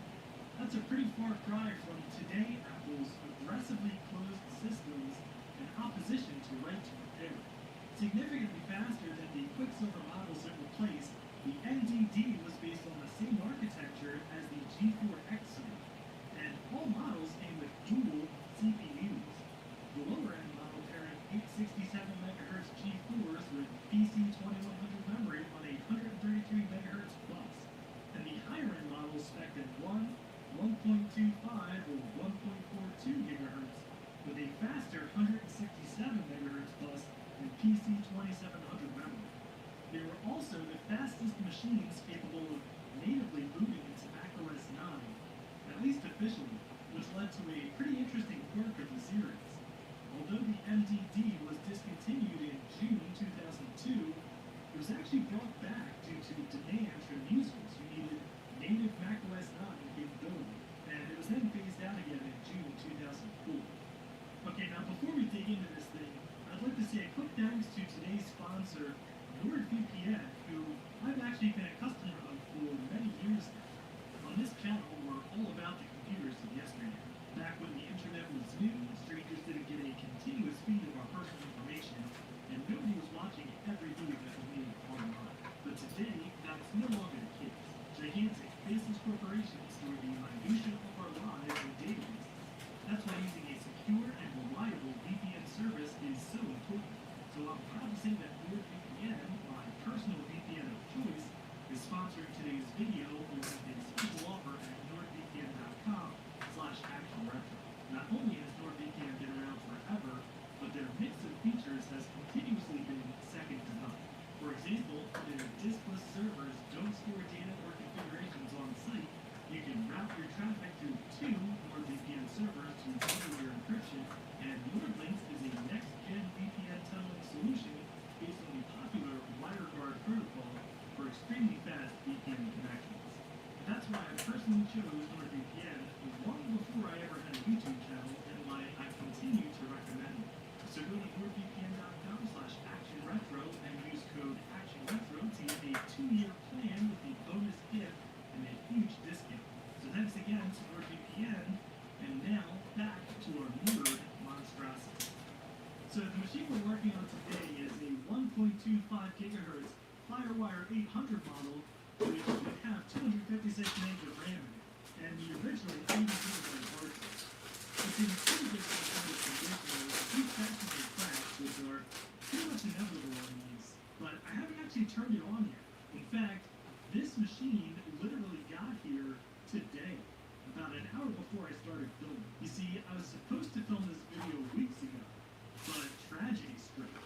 At a very special MDD donated by friend of the channel, Megan Alnico, who shipped it here from Portland, which was then subsequently lost by FedEx at the very last moment. And if you're thinking, hey, where do I know the name Megan Alnico from? Then we should probably be friends, because it seems that we're both fans of deep sci-fi and space operas. Megan is the author of Chroma Space Conscript, an excellent sci-fi novel that I enjoyed very much, and which also released in a really interesting way. In addition to being available on Amazon for Kindle, she also released it as a bootable PCAT compatible DOS disk image. And I'll link both the Kindle version and the DOS version below. And if you're a fan of deep sci-fi, I think you're really going to like it. So I've been sitting on the processor upgrade and all of the other stuff that I need to really max out this machine for quite a while. But FedEx just wasn't any help trying to find what happened to Megan's MDD. So as disappointed as I was, I found a new one on eBay, and I got super lucky. The seller accepted my offer on this perfect spec. So let's power this thing up for the first time and see if it works. So here we go.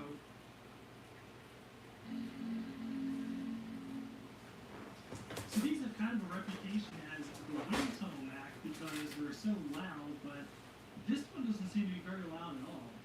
Though I already dug out this beefy 12-volt, 120mm knock to a fan, so maybe we'll install this anyway.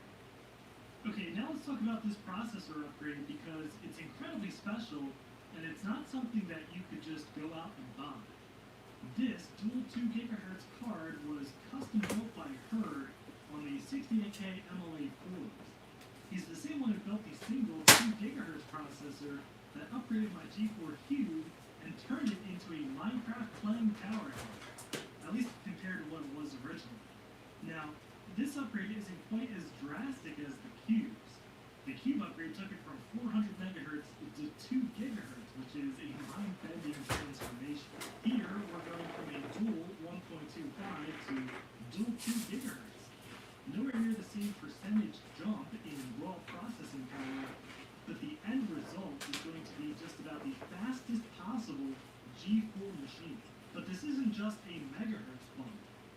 These G4s are 7448s, released in June 2005, and they're much more modern G4 processors than the MDD's original 7455s. And though we're running them at 2 gigahertz here, I've read that these can easily go up to at least 2.4 gigahertz. Okay, let's max out the RAM and add an SSD, and then we'll run some benchmarks before we install the new processors. And just for fun, our friend Steve from Mac84 offered to run the same benchmarks on his dual G5 2 gigahertz, so we can see how these more modern G4s stack up against G5s running at the same speed. Okay, so first, obviously, we'll get this old PRAM battery out of here since it's definitely dead. And we have our brand new one right here. But let's install the memory, which is just hiding right here on the other side of the video card. We'll take out the 256 module, and then we'll install 4 512 modules for a nice, reasonable 2 gigs of RAM. Next, we'll get rid of this old spinning hard drive, which comes out extremely easily. In fact, the whole bracket slides out with just one plastic tab over here. You push that down, and pull it straight back. And we're going to replace it with this 240 gig SATA SSD using this SATA to IDE adapter. Okay, now we'll have to see how we can fit this tiny SSD in this gigantic space. I guess I could 3D print an adapter, but for now, I think we'll just stick it in there.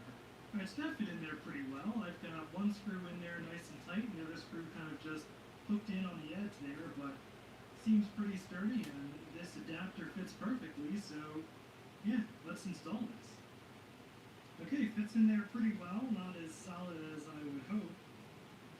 So I'll probably try to figure out a 3D printed solution for this, but for now, let's close this up and see if it boots, and if so, install macOS 10 on here. Okay, so it didn't seem to want to play nice with my external hard drive, so I popped in my completely legitimate copy of macOS 10 for Tiger. So let's boot from that. Alright, and it does see our SSD here, 223 gigabyte ADATA SU635. So that's a good sign. Let's format this. So then I guess we're going with Tiger.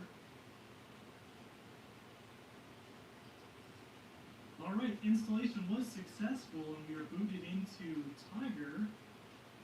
Let's just make sure we can see the full 2 gigs of RAM. Yep, we can. So dual 1.25 PowerPC G4 and 2 gigs of DDR SD RAM. Okay, so I've redone the hard drive on here, and I decided to go with a 2-partition strategy.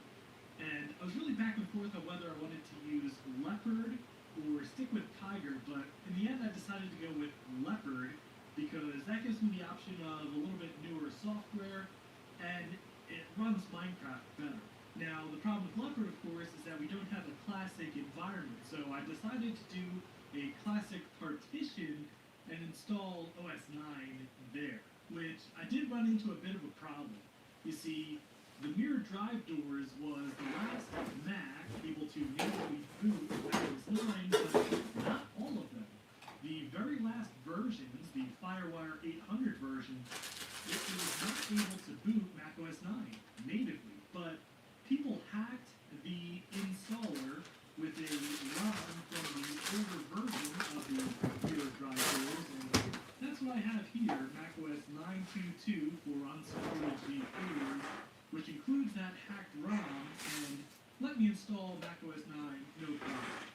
The only one slight caveat is that to boot into macOS 9, I can't just go into System Preferences, Startup Disk, because it doesn't show up, because OS X knows that this is not a macOS 9 compatible machine. So what I actually have to do is restart the machine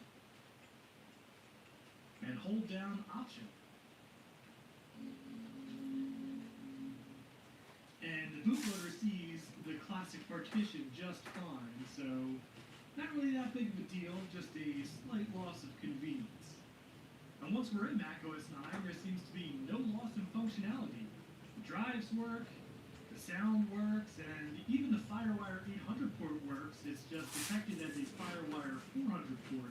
But yeah, this is kind of the perfect best of both worlds machine now.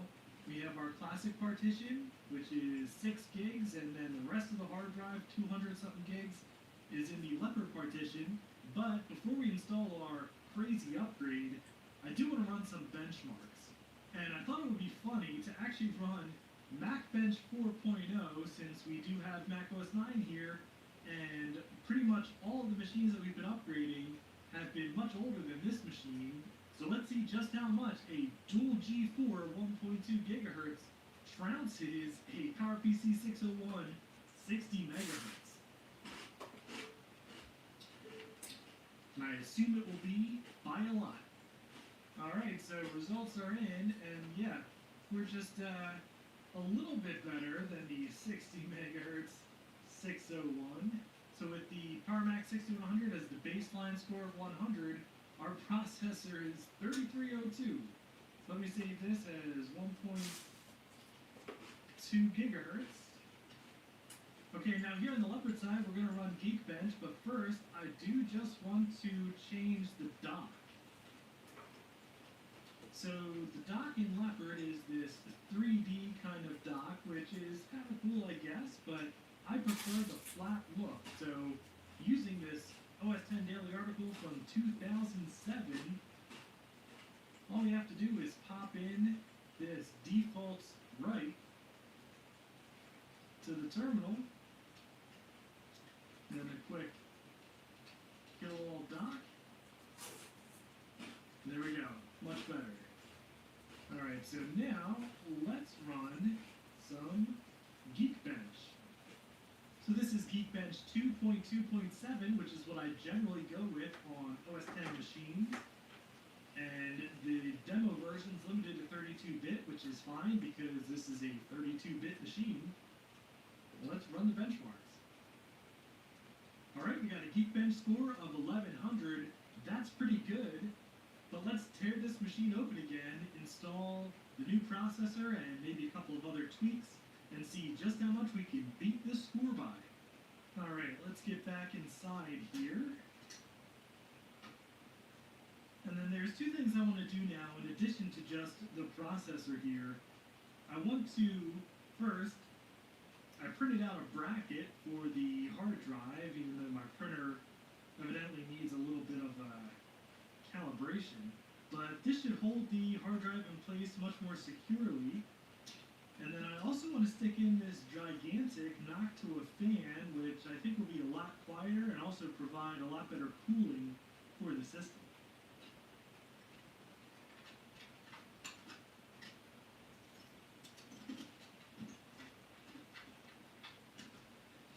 Alright, there's our old beefy black fan.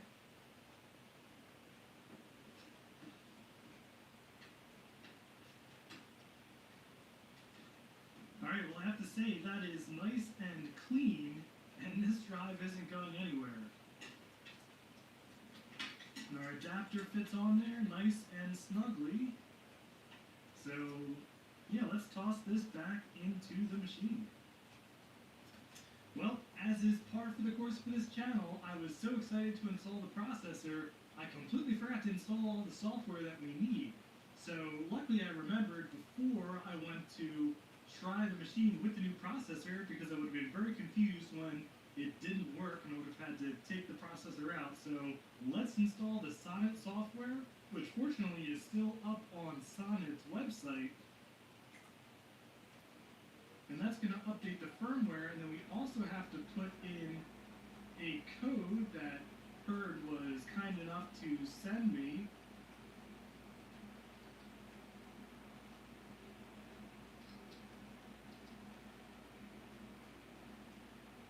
Alright, so let's run Sonnet Firmware Updater. Okay, so we actually have to start up the Mac in programming mode, which I have to hold down the power key at boot. So, alright, let's try to do that.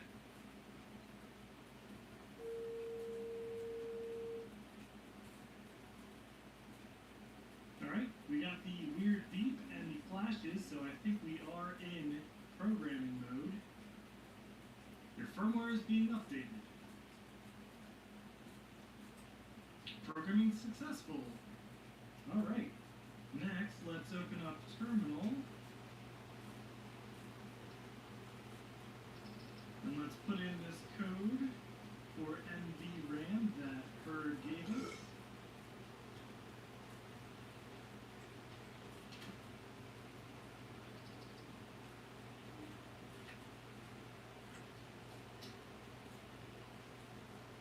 Alright.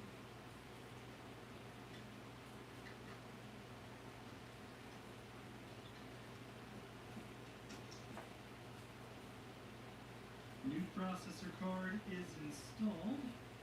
Now one caveat is that these processors are slightly taller than the original ones. So Herd told me to put some spacers in using washers or something to just give it a hair more space than it originally had. Okay, so I've got the heatsink on, and actually what I wound up doing was using little springs that I cut in half. These work perfectly. And this is now perfectly contacting the tops of the CPU dies, and I've got the thermal compound on there, so I think it's ready to try with our 2 GHz dual processor setup. Alright, well, we're all back together, and it's time to give this thing a try. What do you think? Is this going to work, or did I forget something ridiculous? Put your guess in the comments below. Alright, I'm really nervous, but here goes nothing. Fan spinning up. It chimed. Hey, look, it's booting. It's booting off the dual 2 GHz. I can't believe it. Well, I can believe it. I mean, I was extremely careful, but yeah, that's exciting. Alright, I am so unbelievably excited right now.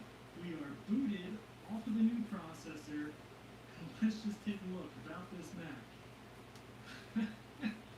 Dual 2 GHz PowerPC G4 with our 2 gigs of RAM. I cannot believe it. That is so exciting.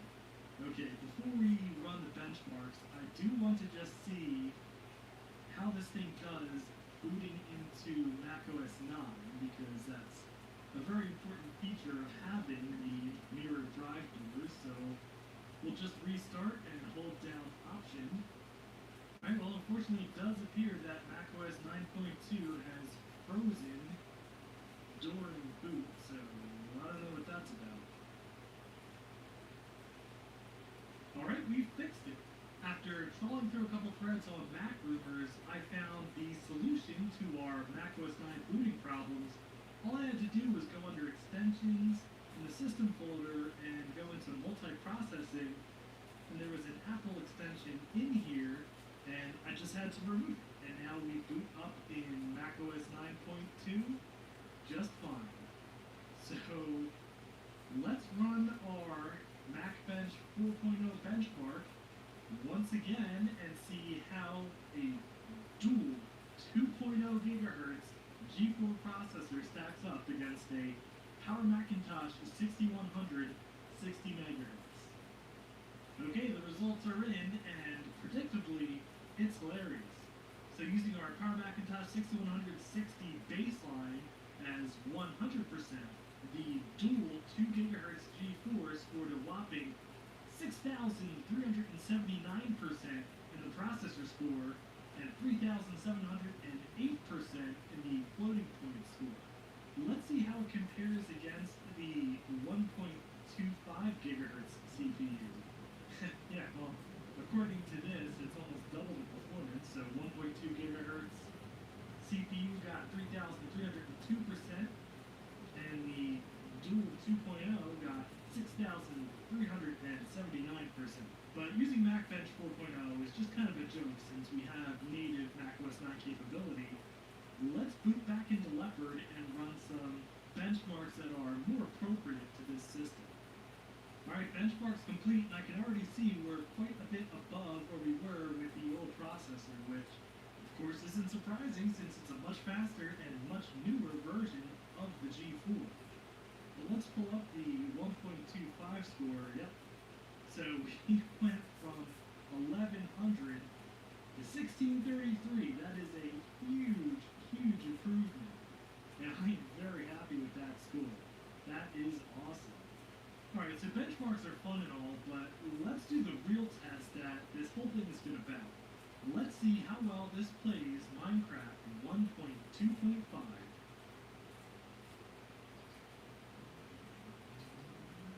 And of course, this is the special G4 optimized version of Minecraft, which you can find on Macintosh Garden. So this is a pretty old version of Minecraft, and it has a bunch of plugins meant to improve the performance on what's realistically a pretty low-powered CPU for running Minecraft. Now, the way Minecraft works is interesting in that when you play single player, you're technically running both the client and the server on your computer. And that can definitely impact performance because you're running 2 bits of software. So to give this the best shot possible, I'm going to pop in the Action MC server, which is my Minecraft server that is public. You can join at ppc.actionmc.ml, and it's running on a Mac Mini 3.1 in my living room. But that'll give us the best possible view of the maximum performance that this machine is capable of, at least in terms of FPS. So it looks like we have 2 people on right now, so let's pop in and say hello.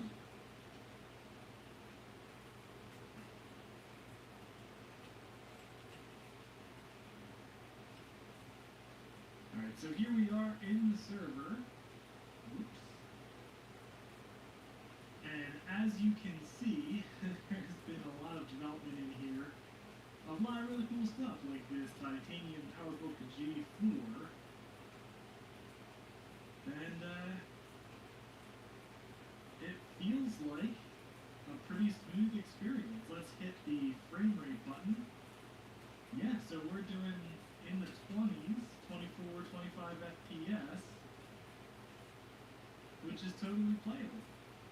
Now, one thing to note is that playing in windowed mode is actually slower than playing in full screen mode.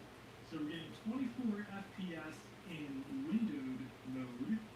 Let's hit F11 to go full screen and see how much of a difference that makes.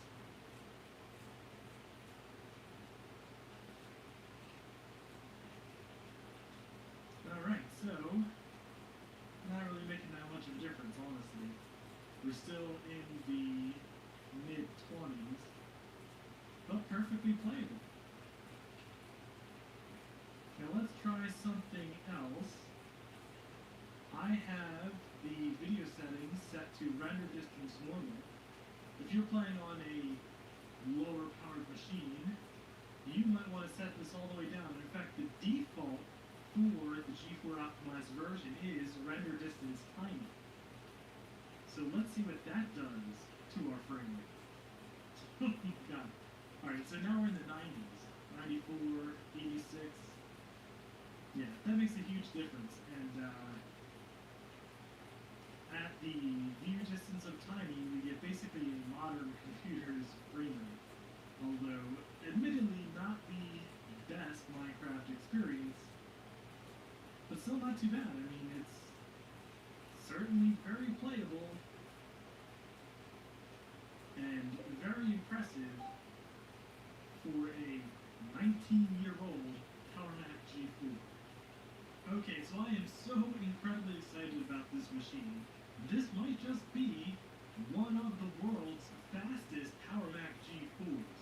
Now, I think we do have a little bit more room to go on the processors themselves. They could technically go faster, and I do know that there are at least some other dual 2 gigahertz Power Mac G4s out there, but we now have one of them. Now, one question that I get from time to time is, are these kinds of upgrades worth it? And that depends on your definition of worth it. I mean, from a purely pragmatic perspective, we spent a ton of time, effort, and yes, even money to bring this machine up to about the level of a modern-day Chromebook. And you can definitely get a much, much more powerful computer for a fraction of the price of upgrading a cool old machine like this. And in fact, Steve from Mac G4 has sent over the benchmarks he took on his Power Mac G5, and, well, he still beat us. That's a 64-bit processor and much, much faster architecture, and those machines can be had for very little. In fact, I recently gave away a Power Mac G5 locally just because I didn't have room for it anymore. And that computer can run circles around this machine. But we're not done upgrading this yet. In fact, processor speed is only one component of performance. The next upgrade I want to do on this machine is going to be a weird one. And it involves this, designed for Windows XP, GeForce 7800 with 256 megs of VRAM. So make sure you subscribe to the channel and stick around because this will be very interesting. But if you enjoyed this video, I'd appreciate a thumbs up, and if you'd like to see more mirror drive door shenanigans like this, please subscribe, and thank you very much for watching.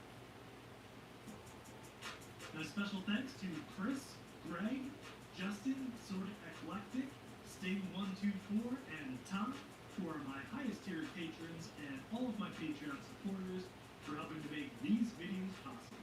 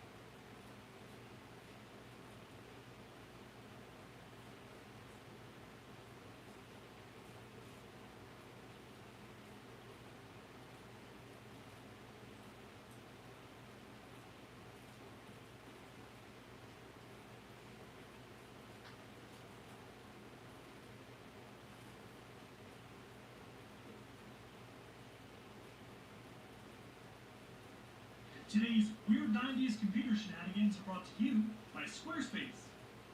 But more on that in a bit. Just look at this absolute unit of a 90s Zenith laptop. A bit too chunk for your tastes? Never fear, this cool bootbox part comes off because it's actually just a dock. Oh, still too chunk? Don't worry, just release these two latches here, and the screen comes right off. Zenith, what the? Follow along as we investigate this really weird laptop thing, and together we'll speculate as to just what in the heck was going on with Zenith back in the mid-90s. So stay tuned.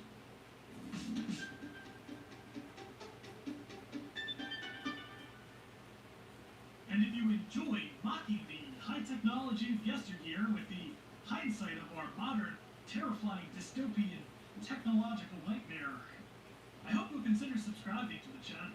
I have way more wacky computers where this stuff came from, so it's definitely worth sticking around. So I have an alert set up for Zenith laptop, and well, an alert popped through with a picture of this monstrosity. And I have absolutely no self-control, so I bought it. And wouldn't you know, there's almost no information about this thing on the internet. I found one blog post about someone restoring a version of one of these things, but they only had the top laptop part and not the cool boombox dock. And it made no mention of the screen coming off, despite the fact that, yeah, they had the latches clearly visible in the pictures of the restoration, but I guess you never expect the freaking screen to just detach.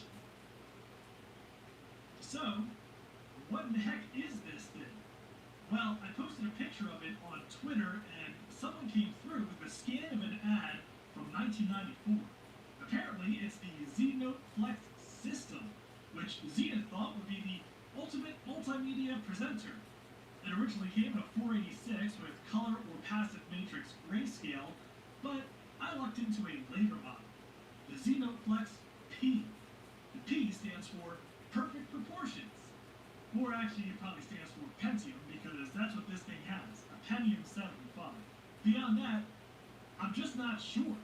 When I turn this thing on, it just goes straight to BIOS, and no matter what I do, it just goes right back into BIOS. It doesn't boot into anything. Now, I know that our whiteboard guy would have something snarky to say about this thing, but he brought his son to work today, who's been trying to learn the whiteboard ropes.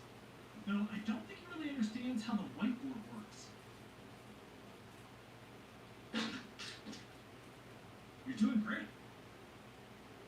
Now, I'd love to get Windows 98 on here because I think it would actually make a pretty sweet gaming machine because it has a nice TFT color display and this full-size CD-ROM drive and, of course, these big honking speakers.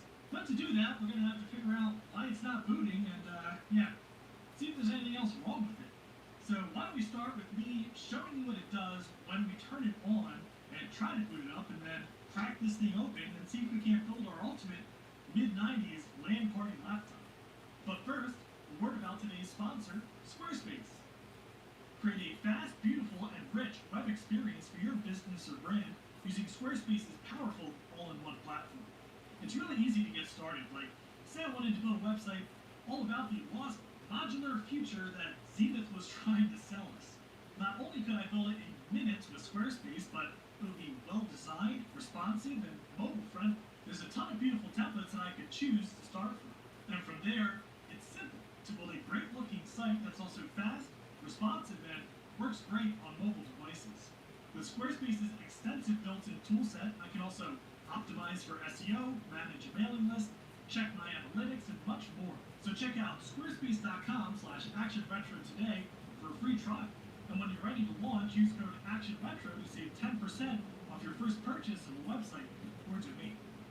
Now, I don't have whatever power adapter was supposed to come with this thing, but fortunately, our good old friend 3-pronged computer guy fits right in the back of the dock and powers the whole thing. And disconcertingly, as soon as you plug this thing in, the fan starts spinning, which makes you think that something's wrong with it, but now we can turn it on, and yeah, the second disconcerting thing happens.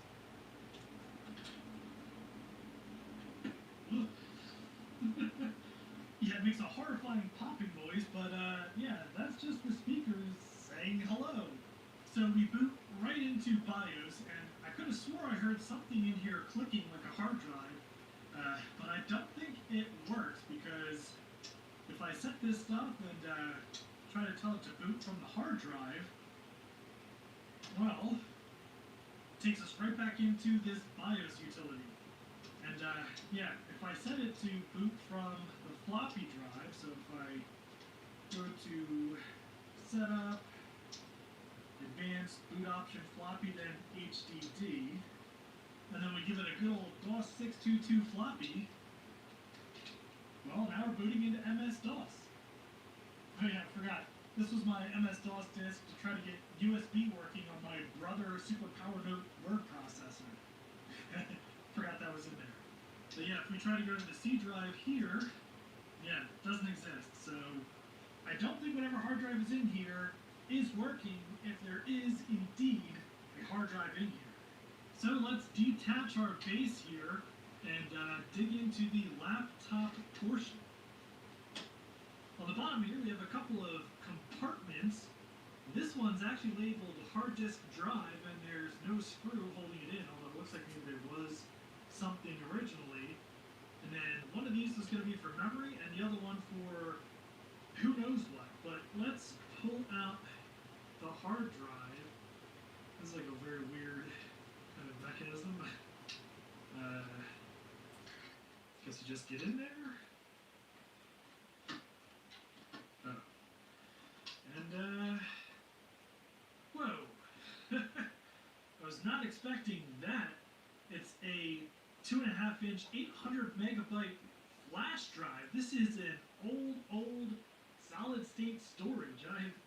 Honestly, I've never seen one of these before. Okay, under door number 2 here, which I also think just comes right out. Yep. RAM! Oh, neat, and it's fully populated with 2 sticks.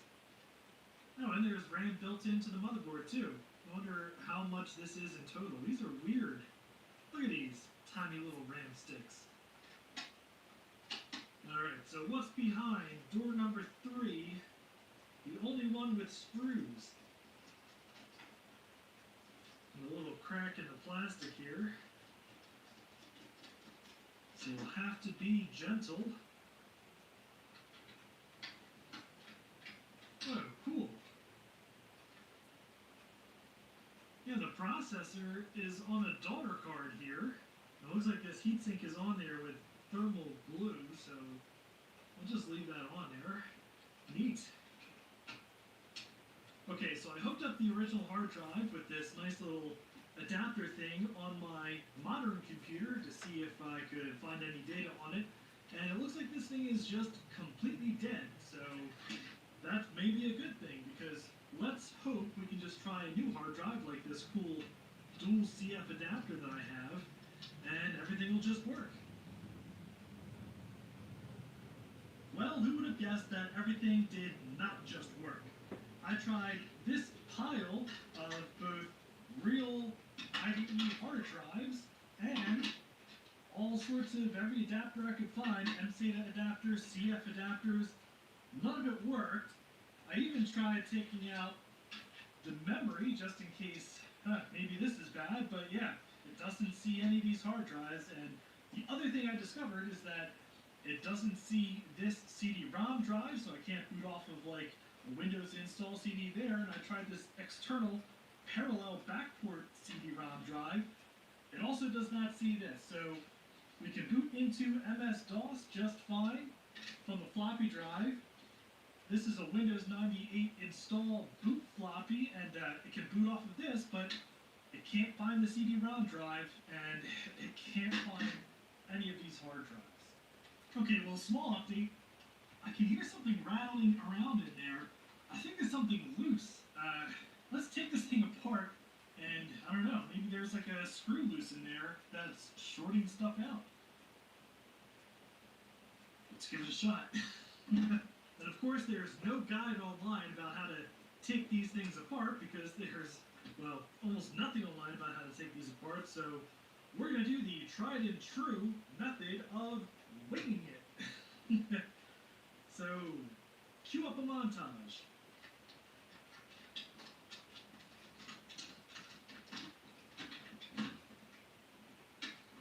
Oh, neat. The CMOS battery is inside a little hatch in the side.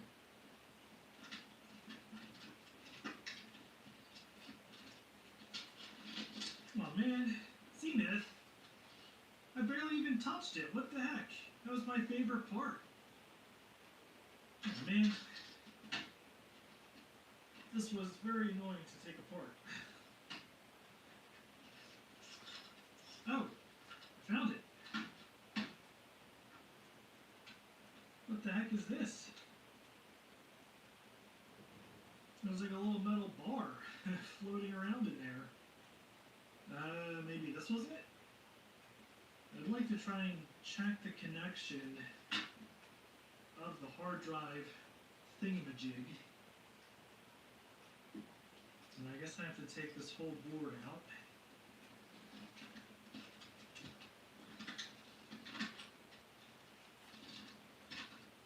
Well, the years have not been kind to the plastic posts in here, so I guess we'll glue them back together. Okay, so I mostly have it back together. That was a massive nightmare taking this thing apart and then putting it back together because all of the plastics just immediately crumble on here, and I'm pretty sure I got super glue in my hair, and I broke my favorite part, this little screen. I can't believe that. Oh man. But we did find some bits of metal in there that maybe was our problem, and I've got this 2 gigabyte CF card on an adapter in the hard drive bay, so what do you think the odds are of this thing never turning on again? Alright, well here goes. Will the behemoth live? Oh, it's alive! Oh, it sees a hard drive, although that's not the right size. It's a 2 gig.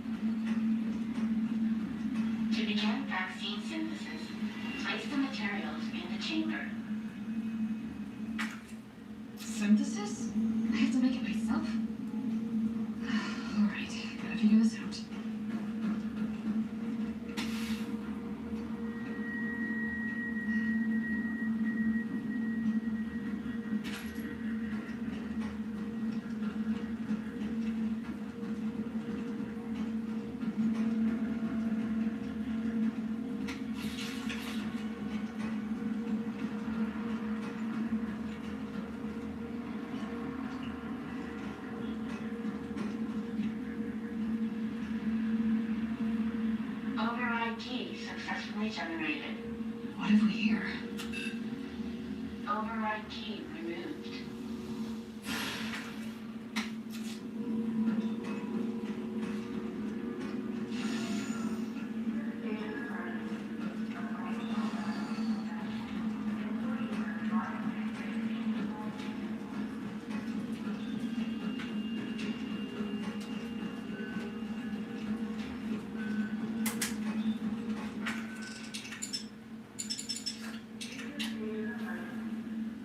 Override complete.